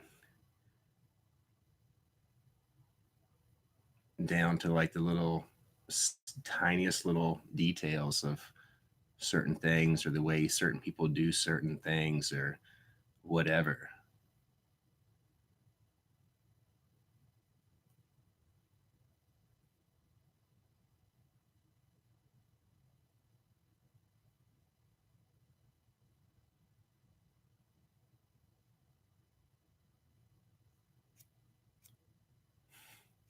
They may very well just kill us for their sport, Scotty. That's for sure. They may be all in that other dimension watching us laughing their asses off. Like, look at this JD thinks he's a freaking sorcerer, like conjuring spirits and commanding this and that. Like, look at this stupid motherfucker. Isn't that funny? Like, he really, really believes it, doesn't he? Like, oh my God. You're like, look at this schmuck, you know? It could be like that.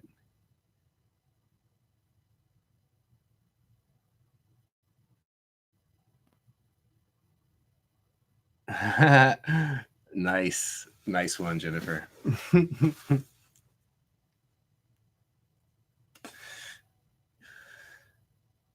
Oh, you sent an email for real, Brent? Okay. Okay. Well, I will definitely read it and respond to it. You very well could be, Milton. You could definitely be a spirit. I would not um, dismiss that as not a possibility. What's up, Jerry? Jesus, Jerry. Hold on, I must have missed something else that you said, Jerry. Let me see what you said.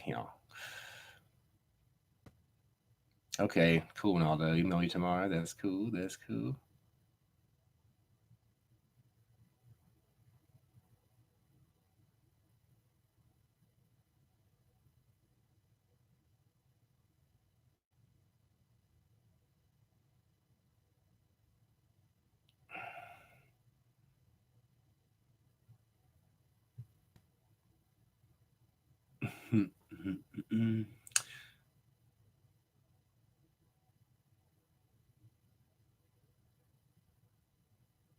Yeah, I like that, Scotty. Magic will open the doors. Be prepared to step through. Hell yeah. Yeah, but I like Coca Cola too, Milton. And I might be a spirit too, but I love it too much. I actually have some right here. It's good as shit.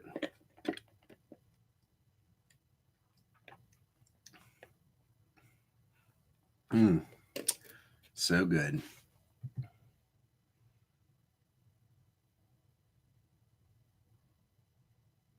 I don't know what the cries and physical plane is about. I missed that. Yeah, they could be laughing at all of us. That is for sure. Hey, what's up, Keenan?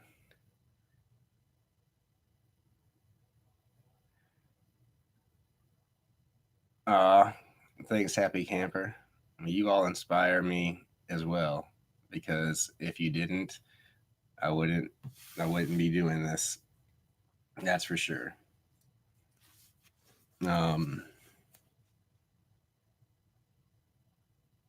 yeah, I definitely wouldn't be. Like, at least not in this capacity here.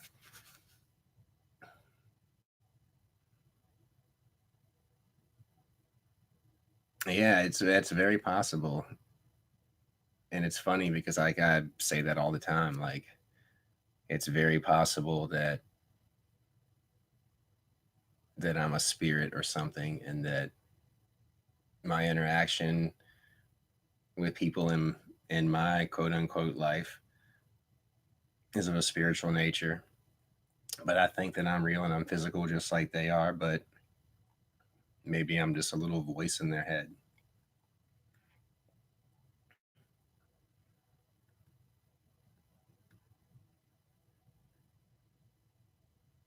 Wow. You got some magic done and it manifested 3 apartments? Hell yeah. That's nice though. But I'm sure even those apartments take a little bit of maintenance, a little bit of time and energy and different things. And it's like kind of goes back to what I was talking about earlier. Whatever you manifest, you have to be prepared to maintain.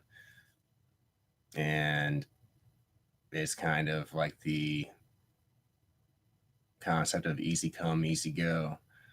We can all get manifest all kinds of things, but can we maintain it?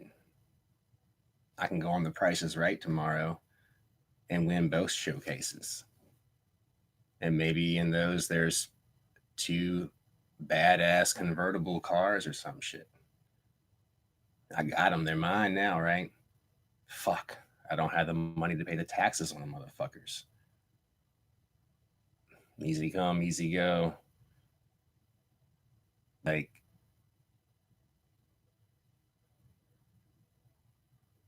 we have to like make room in our life for the manifestation or be prepared for what that manifestation is going to require in order to keep.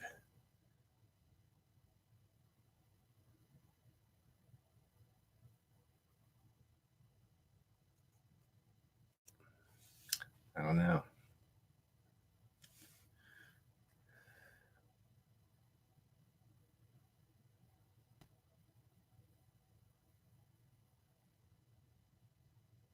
Mm, yeah, I'll always be an addict too, Brent. So I have to be very careful of everything. And I have been, I need to quit sugar altogether too, Scotty. I would love to do that. I mean, I've definitely cut down a lot. I was drinking way too much soft drinks, and I actually have, and I do feel better. Um, I'm definitely a consumer. I just like to consume everything. All right, Naldo. See ya. Yeah, that's that Magic Square magic does certainly work. I've used that before, and that wow, Jerry with the 44%, the 44. I think maybe you remembered like that's my number, dog. 44, 44, and 444. 3 to 5 a day. Yeah, that's a good amount. I was probably getting up to maybe like 7 or 8 a day, which is crazy. Uh, Good night, Travis.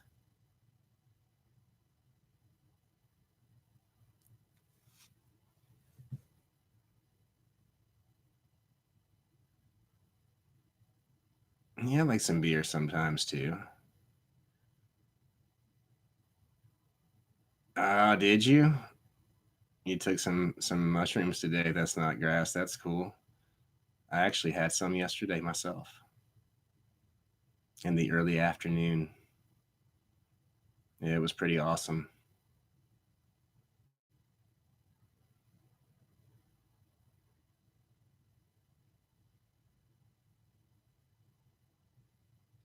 What kind of mouth taste are you talking about, Brent? Oh, you eat dark chocolate, Scotty? Ah, okay. The trait of a psychopath, or one of the traits.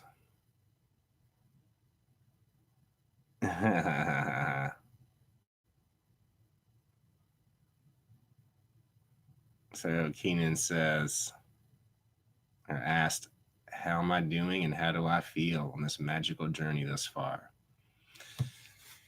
I guess it depends on the day, and it might even depend on the hour on the day when you ask that question. I, mm,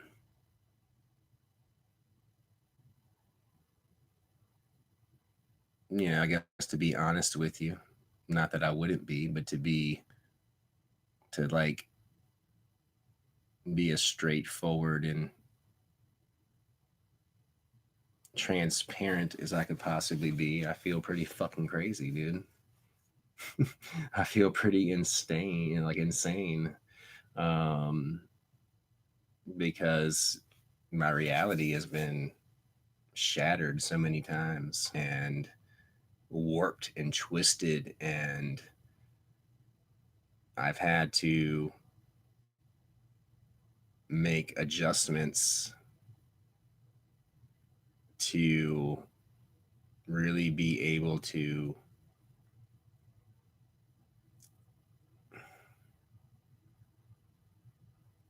function and exist in with those that are living in the reality that I used to be, more familiar with, or what have you, or the reality that I used to subscribe to or was trapped in, or whatever you want to call it. Um,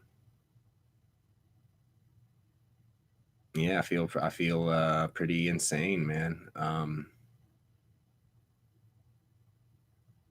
I mean, I'm glad in many ways that I'm not asleep anymore.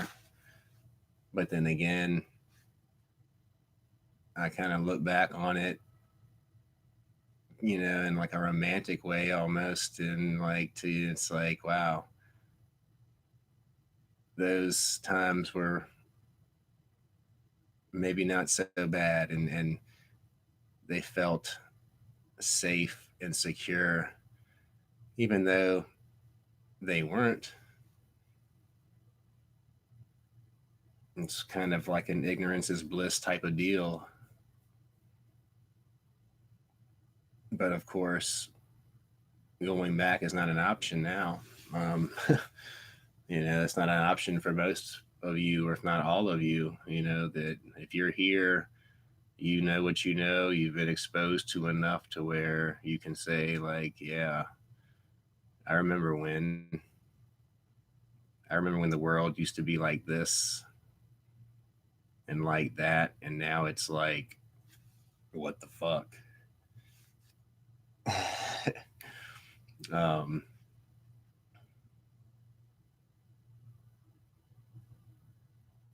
I mean, in many ways, my life is much easier, but in many ways, it's much more difficult.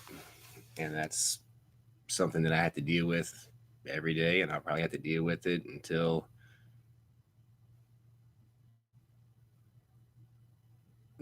the existence that I know of, or that I am aware of, is no longer, and I moved on to something else. But it's truly a rabbit hole, that's for sure.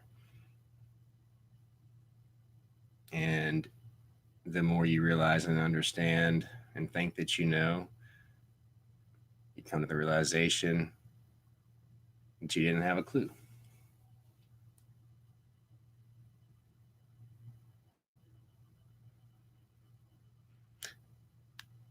Welcome to Wonderland, JD. Yes, I will definitely take a seat under the chair. Absolutely. That is where you'll find me most of the time. And I agree too. Yeah, drugs can definitely be good if they're used appropriately and so then precisely in magic for sure.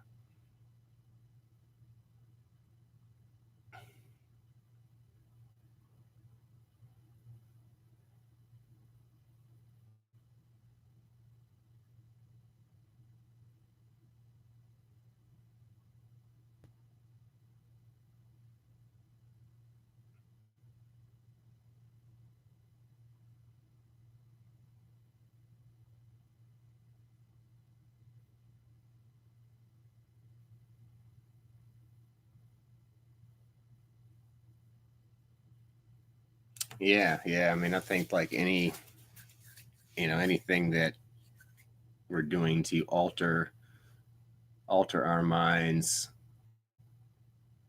is certainly going to help to become more resonant with a frequency or a vibration.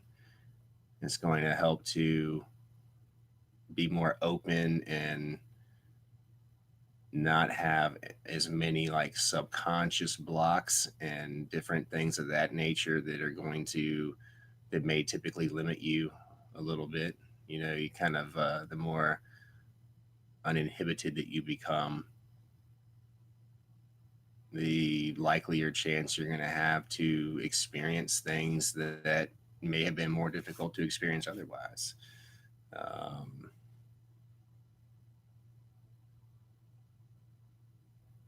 I think that we've just been conditioned and programmed to not be able to access parts of our minds so that we don't have these experiences, so we don't realize certain things, so that we are easily controlled and easy to keep in line and to really just have these blinders on and stay within these guardrails.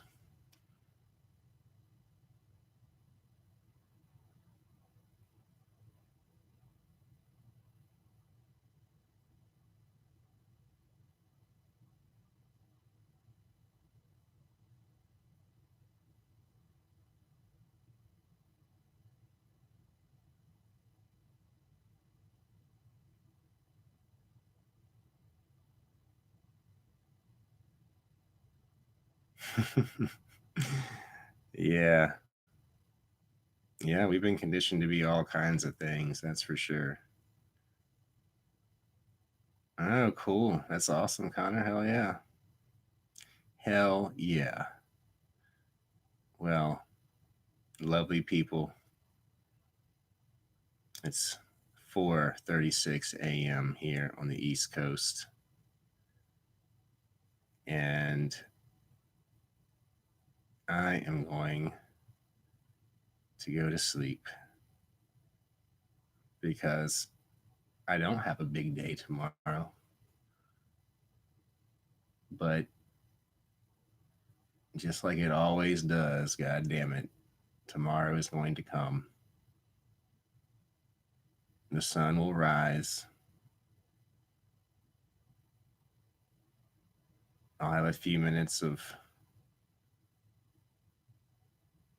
what the fuck, what the fuck, god damn it, what the fuck, and then I'll do it again.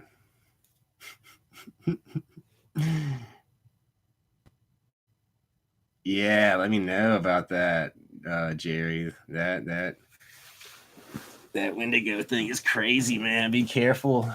Be careful. Don't try to be a hero. Oh, yeah, yeah, yeah, yeah. Yes, definitely, Connor. Absolutely. Absolutely.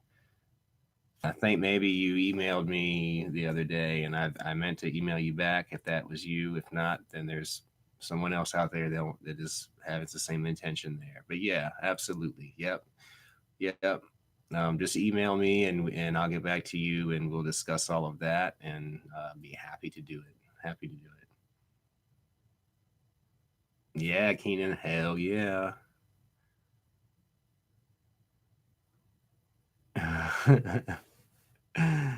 Oh my gosh, 24, the 24th, 36 minute mark.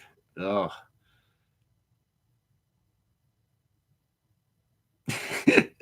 I like that one too, Milton. If you do try to be a hero, Jerry, take lots of drugs and get it on camera. Oh yeah. Okay, cool. Well, yeah, yeah, absolutely, Connor. Absolutely. And yeah to you too, Jennifer. I don't know what the yeah is about, but or maybe you also say what the fuck when a new day comes.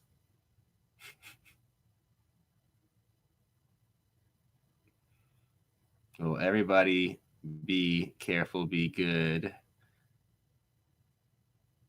I will definitely tell her Seeking Serpent 6, and you sleep good too, and enjoy your art class.